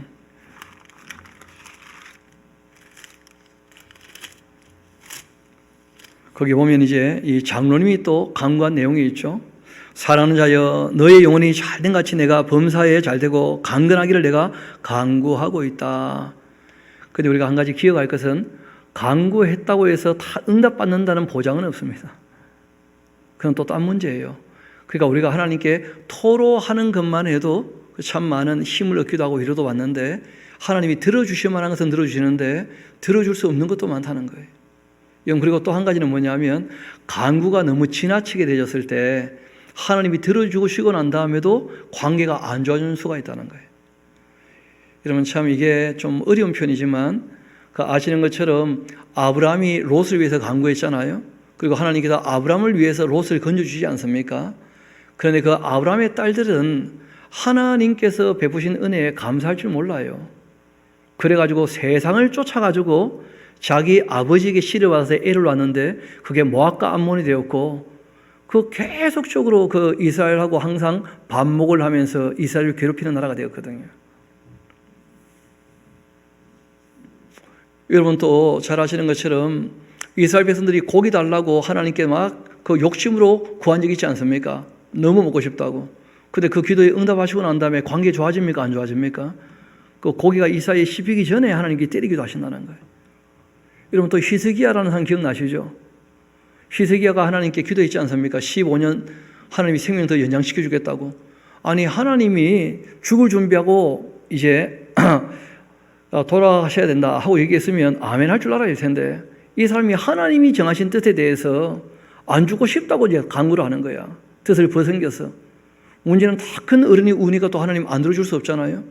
그래서 기도에 응답을 하셔가지고 15년 더 살게 되었는데 문제는 그 15년 더 사는 동안에 괴물단지 므낫세가 태어나가지고 그래서 이제 남왕국은 완전히 몰락의 길로 걷는 거예요. 돌이킬 수 없고. 그래서 우리가 하나님 앞에 소원이 있어 간구할 수 있어서 분수에 넘치지 않게 해야 돼. 분수에 넘치지 않게. 소원을 알 때도 마찬가지고 간구할 때도 마찬가지고. 그래서 우리가 기도할 때 이 악한 사람 때문에 탄원할 수도 있고 하지만 실제로 이제 기도는 맡기는 것이기도 의탁. 뭐 탄원이란 말이 그 성경에 한 번 사용되긴 했습니다만 실제로는 여러 가지 이제 간구라는 표현으로 쓰기도 했는데 그 하나님 앞에 힘들고 어려울 때 악한 자들에게서 스스로 벗어날 수 없을 때 그때 하나님의 도우심을 바라면서 정말 토로하고 탄원하는 거예요. 시편에 보면 그런 표현들 꽤 많이 나오죠. 그죠? 다윗이라는 인물이. 그리고 또 이 모세가 이스라엘 백성을 하나님께서 진멸해 버리겠다 했을 때 그때 정말 무릎을 꿇고 하나님 앞에 자기 목숨을 내놓고 나를 차라리 죽이시고 이들을 살려주시라, 그렇게 한 적이 있었다는 거예요. 다 번역으로, 강구로 번역되어 있지만 다 탄원이에요. 인간의 힘으로 어찌할 수 없을 때 하나님께 무릎을 꿇는 그런 모습들이 있는 것이죠. 결국 이제 좀 전에 말씀드렸던 그 강구하는 것이나 탄원하는 것이나 이게 다 있기도 하고 필요도 하겠지만은, 그러나 실제로 좀 더 나은 것은 뭐냐면 맡겨 놓을 줄 알아야 돼요. 하나님께. 탄원을 했다 할지라도, 강구했다 할지라도 하나님께 다 맡겨 놓을 줄 알아야 돼요. 하나님의 그 처신, 하나님께서 하시는 일이 가장 선하고 의로운 줄로 믿습니다. 그러니까 우리가 때로 우리가 탄원하고 강구해서 응답이 없다 할지라도 실망하거나 실족할 필요 전혀 없어요. 하나님께서 더 잘 아시거든요. 그러니까 우리가 참 마음을 쏟아내고 다윗이 괴로울 때 토로한 것처럼 토로할 수 있고, 또 그러면 눈물을 닦아주시고 또 위로해 주시고 세임 주시거든요. 또 그렇다고 해서 그 환경이 다 바뀌느냐, 꼭 그렇지는 않다는 거예요. 환경을 바꾸셔서 길을 열어주시기도 하시고, 때로는요 우리 마음을 바꾸셔가지고 딴 길로 가기도 하시고, 얼마든지 그렇게 하셔요.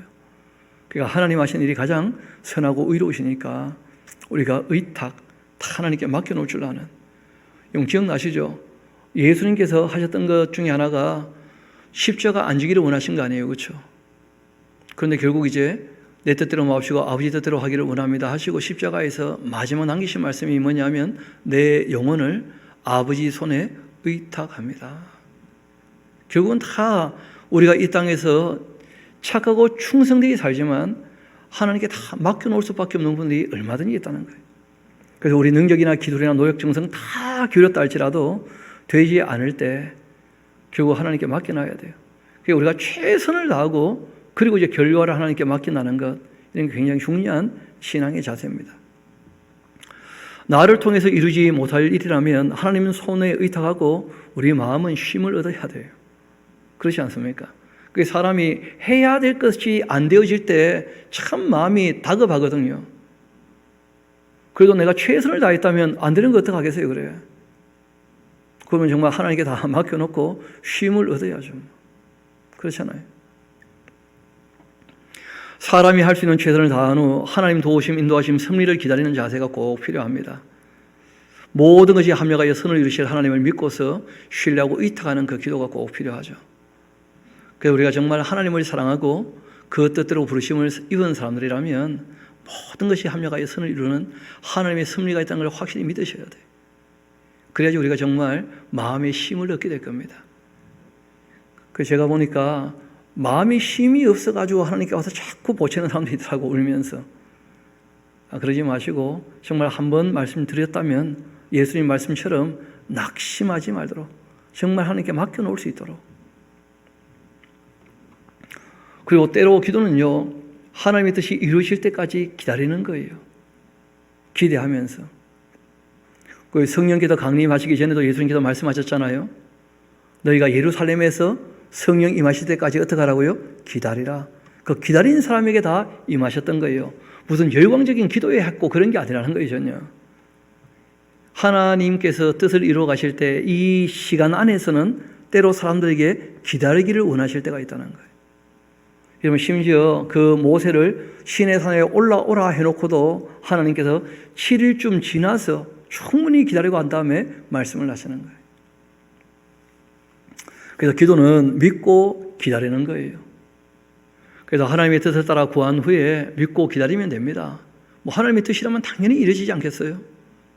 믿음이 있다면 믿고 앙망하는 마음으로 하나님의 때에 하나님의 방법으로 하나님께서 이루실 것을 믿고 기다리는 자세가 꼭 필요합니다. 하나님께서 아브라함을 75세 때 불렀는데 참 오래 기다렸죠. 25년 지나가지고 100세의 아들을 얻거든요. 이삭은 결혼하고 40에 결혼해서 60에 애를 얻거든요. 20년 기다렸다고. 그래서 신앙에는 하나님을 믿고 앙망하는 자세, 정말 하나님을 기다리면서 조용히 견딜 수 있는 것도 그게 다 기도하는 자세예요.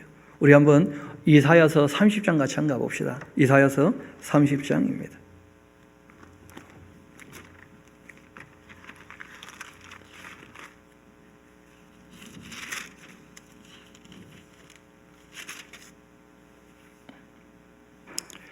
그러나 여호와께서 기다리시나니 이는 너희에게 은혜를 베풀려 하시며 일어나시리니 이는 너희에게 긍휼히 여기려 하심이라. 대저 여호와는 정의의 하나님이시니까 그를 기다릴 줄 아는 자마다 복이 있지 않는가. 그렇게 말씀하시는 거예요.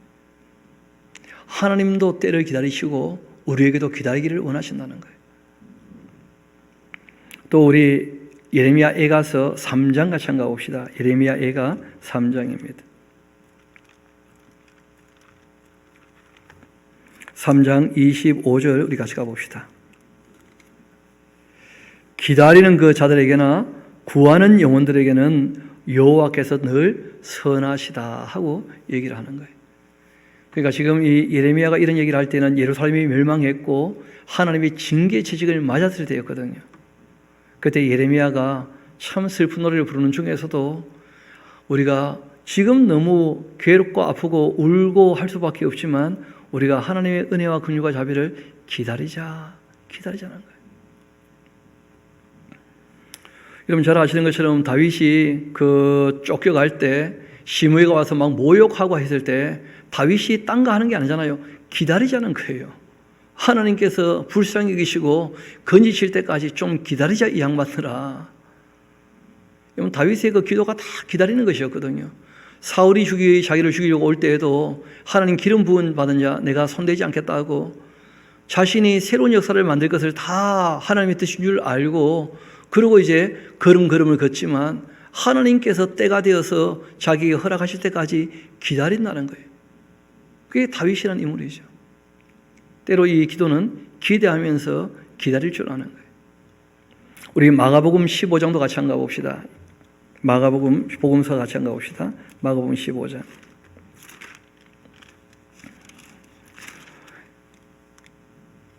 4절 3절에 보면 아리마대 사람 요셉이 와서 당놀이 빌라도에게 들어가 예수의 시체를 달라 했는데 이 사람은 존경받는 공회원이고 하나님의 나라를 어떻게 해요? 기다리고 있는 사람이에요. 기대하면서. 그러니까 우리가 하나님 나라를 소망한다는 말은 달리 말하면 하나님 나라를 기다리고 있는 사람들이거든요.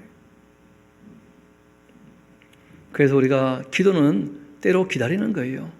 여러분 그 하나님이 하신 그 진리의 말씀을 우리가 확실히 믿고 그것이 이루어질 때까지 다 기다릴 줄 아는 것, 참아내면서 다 기다리는 것, 이게 다 기도라는 거예요. 그리고 우리가 쉬지 않고 기도하지 않는다면 기다리지 못하겠죠. 그래서 때로 이 기다리는 것 자체가 다 기도라 하는 겁니다. 우리 누가복음 2장도 같이 한번 가봅시다. 누가복음 2장 25절 같이 가봅시다.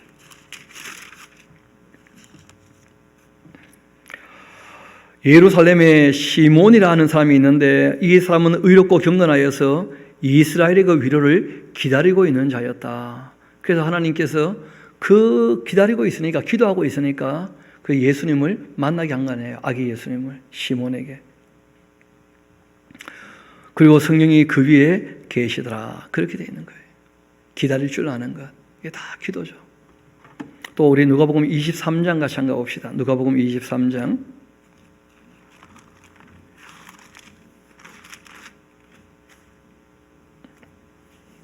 (51절) 봅시다. 우리가 마가복음에 읽었던 내용하고 똑같은 말씀이죠. 그들의 그 결의와 행사에 찬성하지 아니한 자인데 그는 유대인의 동네 아리마대 사람이고 하나님 나라를 어떻게 해요? 기다리고 있는 사람이다. 그렇게 되어 있는 거예요. 우리 사도행전 24장도 같이 한번 가봅시다. 사도행전 24장입니다.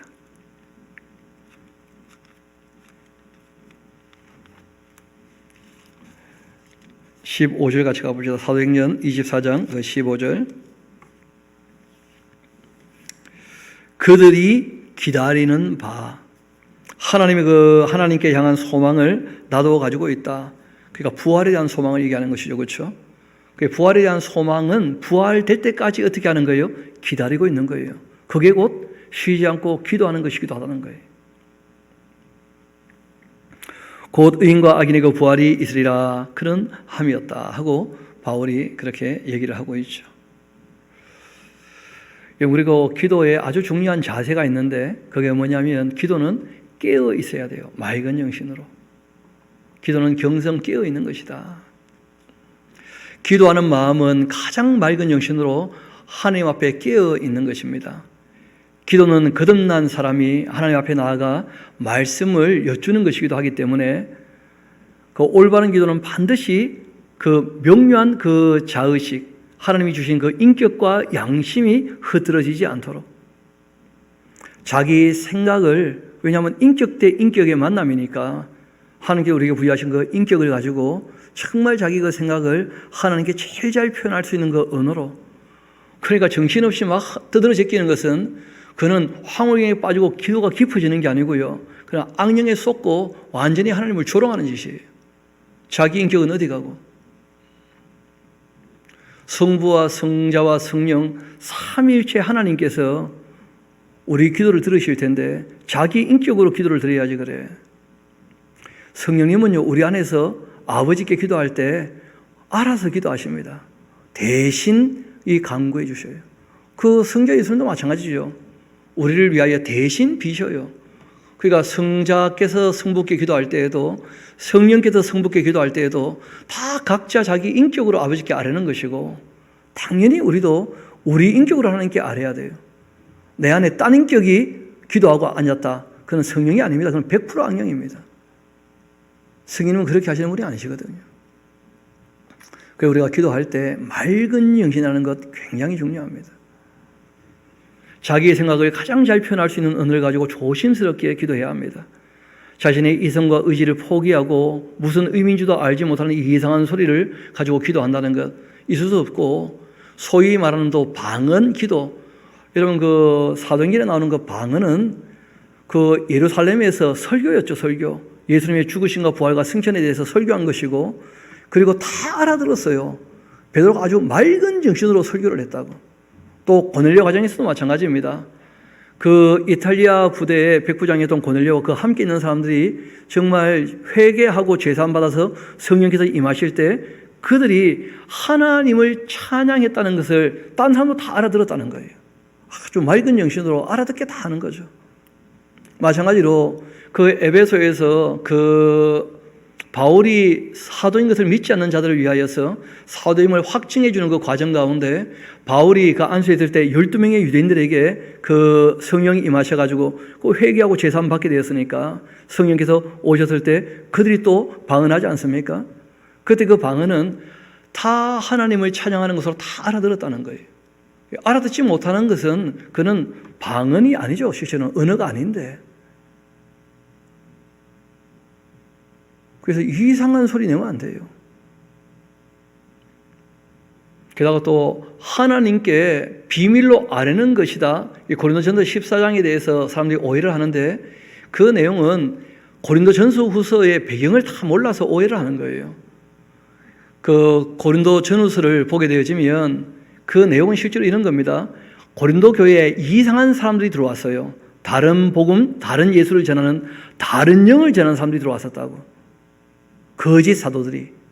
그래가지고 이 사람들이 이제 이상한 짓을 한 것이 바로 그 방언 기도였던 거예요. 쉽게 말하면. 원래 방언은 기도하는 게 아니었는데. 그래서 그들의 주장을 들어보니까 뭐라고 하느냐면 못 알아듣는 이유가 있다는 거죠. 비밀로 하나님께 영이 아뢰는 거니까 뭐 이런 식으로 얘기를 했다는 거예요. 그래서 바울이 거기에 대해서 완전히 교정을 하죠. 있을 수 없는 얘기고, 어떤 방언이든지 간에 통역될 수 없다면, 알아듣지 못하는 것이라면 어떤 소리도 교회 안에서 내지 마라. 그렇게 언급하신 거예요. 그래서 집에서 혼자 하든지 말든지 했던 말은 무슨 말이냐면, 집에서 혼자 하거나 말았거나 그는 그 개인의 문제니까요. 그런 이제 의미인데, 고린도 전서를 고린도 후서와 연결해서 보지 못하니까 그 한 구절 때문에 오해가 생긴 거예요. 번역도 또 이상하게 된 것이었고. 그래서 그는 우리가 다음에 또 그 신약을 하게 될 때 꼼꼼히 챙겨서 다 보게 될 겁니다. 중요한 것은 하나님께 어떤 말씀을 아랠 때 자기의 영이 영의 깊은 곳으로 내려가면 못 알아듣게 됩니까? 더 바르게 알아들어야죠. 그래서 그 정말 인격과 양심을 가지고 하나님께 올바르게 아뢰 수 있도록, 무의식 중에 무책임하게 떠드는 게 아니라는 거예요. 자기의 그 이성을 잠재워버리고 마음, 생각, 의지 다 내려놔 버리면 그러면 반드시 비인격적인 악령이 들어옵니다. 하나님은 인격적이신 분이셔요. 우리 한번 이사야서 그 1장 같이 한번 가봅시다. 하나님께서 어떻게 하기를 원하시는지 이사야서 그 1장 같이 한번 가봅시다.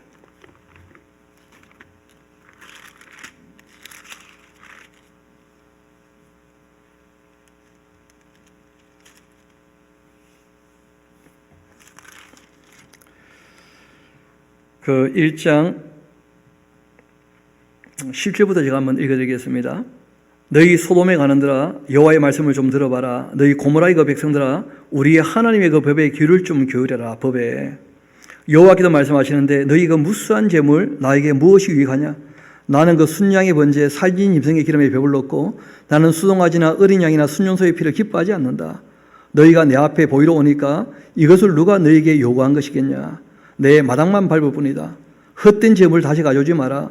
분향은 내가 가증 여기는 바고 월삭 안식일 대회로 모이는 것도 다 그러하다. 성회와 아울러 악을 행하는 것 내가 견디지 못하겠다. 내 마음이 너희의 그 월삭 정한 적이 다 실하고 있다. 그것이 나에게 무거운 짐이라 내가 지기에 참 곤비하다.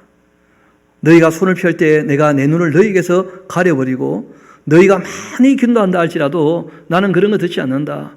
이유는 너희 손에 피가 가득하기 때문이다. 너희는 스스로 좀 씻고 스스로 깨끗하게 하여 나의 목전에서 너희의 악한 행실을 버리면서 행악을 그치고 선행을 배우며 정의를 구하며 학대받는 자를 도와주면서 과를 위하여 신원하고 가부를 위하여 변호하라. 여호와께서 말씀하시되 그리고 나서 와라. 우리가 서로 어떻게 하자고요? 변론, 대화를 그때 하자. 그래서 정말 맑은 정신으로 대화가 되어야 되고 하나님의 말씀을 알아듣고 우리가 하나님께 무슨 말씀을 여쭈어야지. 이 정신이 흐려지면 안 되는 거예요. 스스로 깨끗하게 하고 오라는 거예요. 그래야지 대화가 되는 거죠. 그러면 너희 죄가 좋은 것 같을지라도 눈과 같이 헤어지고 진홍같이 붉을지라도 양털같이 희게 되지 않겠냐. 너희가 그렇게 즐겨 순종한다면 땅의 아름다운 소산을 먹게 되겠지만 너희가 거절하여 배반한다면 칼에 삼켜지게 될 것이다. 이것이 여호와의 입의 말씀이었어요. 그러니까 하나님께서 말씀하신 것도 우리가 다 알아듣기를 원하시는 것이고 우리가 하나님께 무슨 말씀을 여쭐 때에도 본인이 다 인격적으로 자기 이야기를 반듯하게 하나님께 알아야지. 자기도 무슨 말인지 모르는 걸 떠들면 그는 자기가 아니고 딴 영일 수 있거든요. 그래서 성령님은 그렇게 하시는 분이 아니에요. 그럼 100% 악령입니다.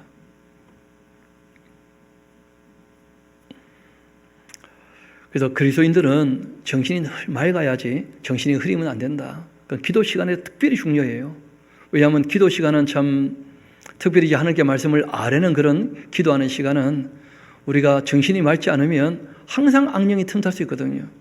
왜냐하면 하나님과 우리 사이를 늘 이간질하려고 애를 쓰는 존재가 있으니까. 악령을 너무 우리가 겁내도 안 지지만 악령을 너무 무시해도 안 돼요.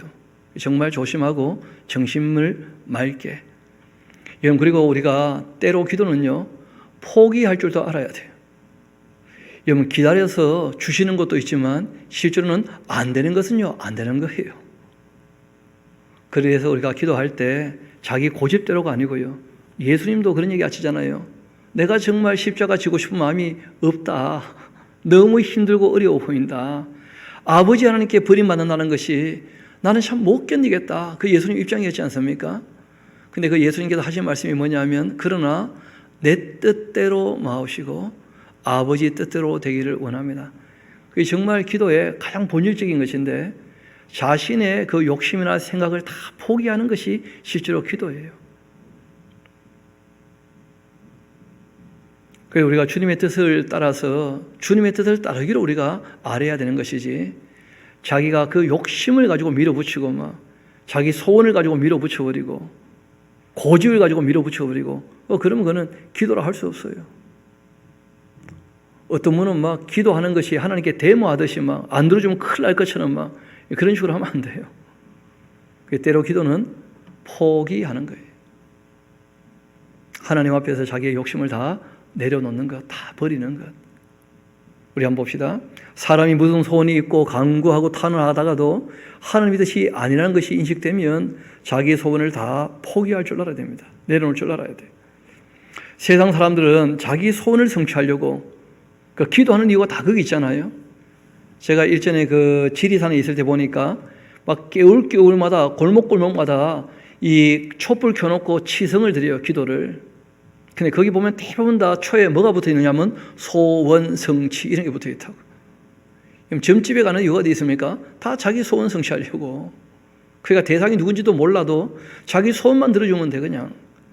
그러니까 그런 것이 바로 우상숭배와 똑같다는 거예요. 탐심이 곧 뭐라고요? 우상숭배라고.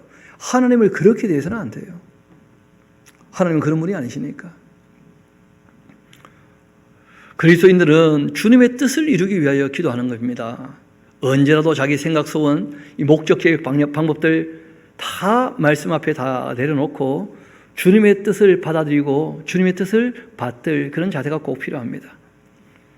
야곱이 자기 방법 가지고 고집 부리고 할 때 정말 일이 안 풀리잖아요. 그런데 모든 것을 다 정말 포기하고 이분이 이런 표현했죠. 내가 잃게 되면 잃으리로다 하면서 모든 걸 이제 내려놓게 되었을 때 그때 비로소 하나님의 인도하심을 받게 되는 거예요. 우리가 욕심을 따르기 때문에 하나님의 선하신 도움의 손길을 경험하지 못하고 인도하심을 받지 못하는 경우가 많아요.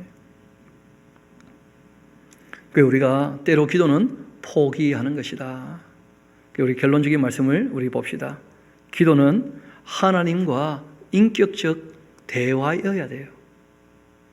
그래서 우리가 하늘에 계신 우리 아버지께 말씀을 여쭈는 거예요. 아버지인데 하늘에 계신 우리 아버지예요.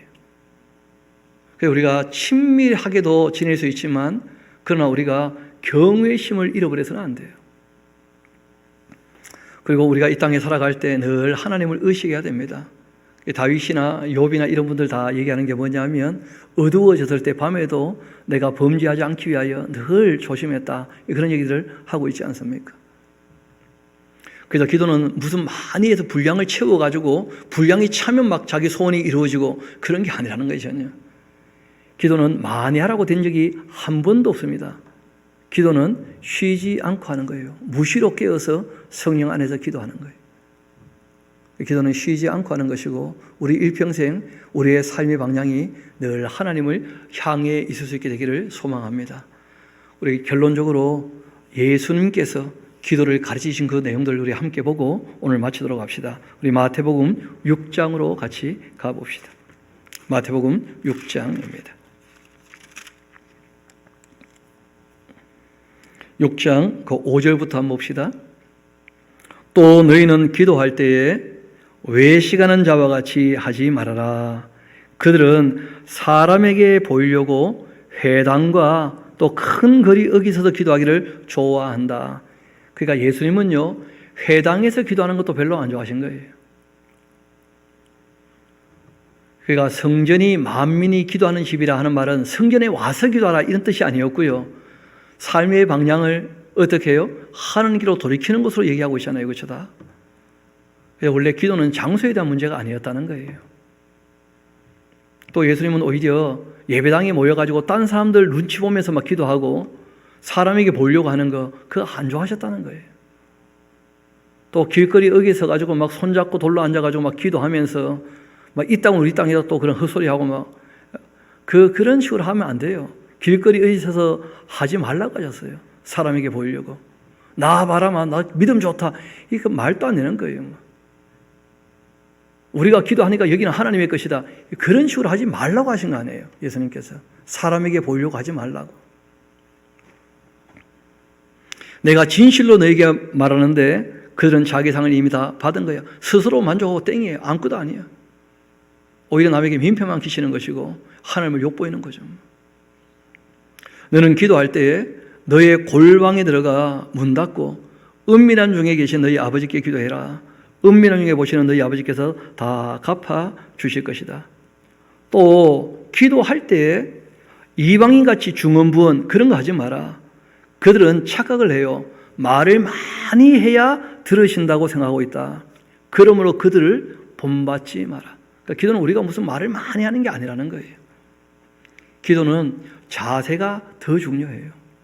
그리고 정말 하나님께 무슨 말씀을 아뢰어도 말에 실수가 없도록 맑은 영신으로 또 주의 말씀을 우리가 살펴서 그 뜻을 알고 하나님께 아뢰야죠. 구하기 전에 너희에게 있어야 할 것을 하나님 너희 아버지께서 아시지 않느냐. 그러므로 너희는 이렇게 기도하라. 제일 먼저 하늘에 계신 우리 아버지, 그 이름이 거룩히 여김을 받으시옵소서. 하나님의 존재 자체를 높이라는 거예요. 여호와 하나님의 그 이름의 뜻이 뭐죠? 하나님은 스스로 계시는 분이십니다. 그러니까 참되시고 선하시고 의로우시고 아름다우신 그 하나님, 스스로 계시고 전지전능하시고 무소부지하시고 영원히 불변하신 그 이름이 바로 거룩하다는 거예요. 세상과 구별된 하나님만이 갖고 계시는 하나님의 모습이 있다는 거예요. 그 하나님의 그 모습을 높여드리라는 거예요. 예수님 말씀이. 그 이름이 거룩히 여김을 받으시오며 또 나라가 임하시고 뜻이 하늘에서 이루어진 것 같이 땅에도 이루어지이다. 우리가 다 하나님의 뭘 원한다는 거예요? 통치를 원합니다. 그리고 그 하나님과 사랑의 사귐을 가지기를 원합니다. 거기에 대한 소망이 다 있어야 되지 않겠어요? 그걸 기도하라는 거예요. 오늘 우리에게 일용할 양식을 주시옵고, 그러니까 뭐 이런 것은 부끄러움 없이 구할 수 있는 거 아니겠어요? 당연히 필요한 것인데, 여러분 기도 안 해도 일용할 것 줄까요, 안 줄까요? 주죠. 문제는 그렇게 먹는 사람은 감사를 모른다는 거예요. 근데 기도한 사람은요, 양식을 먹을 때마다 아버지 하나님께서 주셨다는 것을 다 우리가 믿고 아는 거 아니겠어요? 알고 믿는 거 아니겠어요? 그러니까 우리가 늘 식사 때마다 감사하게 되는 거예요. 하나님 주신 것이니까. 오늘 우리에게 일용할 양식을 주시옵고, 또 우리가 우리에게 죄 지은 자라 이렇게 되어 있는데, 그 죄 지은 자를 사하여 준 것 같이 우리 죄를 사하여 주시옵고 되어 있는데, 우리가 좀 전에 누가복음 읽어봤잖아요, 그렇죠? 우리가 우리에게 죄 지은 사람을 우리가 용서할 수 있는 것은 용서해야 돼요. 근데 죄를 사하는 권세는 누구한테 있습니까? 하나님께만. 죄값을 치는 것은 하나님만 돼요. 우리는 용서는 할 수 있어요. 그래서 우리가 용서했으니까 우리 죄를 사해 주시라, 그렇게 아뢰입니다. 또 우리를 시험에 들게 하지 마시옵고, 왜냐하면 악이 활동하고 있고 악령이요 우는 사자처럼 그렇게 상기자를 찾고 있기 때문에 우리가 그 악한 자에게 서지 않고 늘 주님의 편에 서기를 원합니다 하는 아주 강력한 의지의 표현이죠. 시험에 들지 않도록, 그리고 또 악에서 구해 주시라. 이거는 뭐 우리 힘으로 안 되는 거 아니겠어요? 지금 사탄이 우리보다 세지 않습니까? 대가리가 7개인데 온 천하를 꿰는 자인데, 그래서 기도가 필요한 거예요. 악에서 저희를 구원하여 주옵소서. 나라와 권세와 영광이 아버지께 영원히 있사옵나이다. 아멘. 그것이 예수님께서 가르쳐주신 기도예요. 그 얼마나 소박하고 얼마나 간결하고 말이 안 많잖아요. 일단 적어놓으세요. 짧다, 짧아야 한다. 적어놓으세요. 기도는 우리가 무슨 말을 많이 하는 게 아니라 정말 주님의 뜻을 구하는 것이니까. 그리고 예수님께서 한 말씀 덧붙인 걸 봅시다.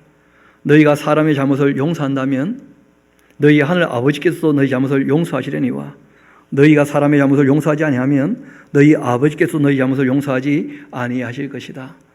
그래서 우리가 여태까지 뭘 어떻게 생각해 왔는지는 모르겠지만 하나님 말씀이 확실하다면 우리가 말씀 앞에 다 변화받고 고침을 얻고 다 새로워질 수 있게 되기를 소망합니다. 우리 기도하도록 하시겠습니다.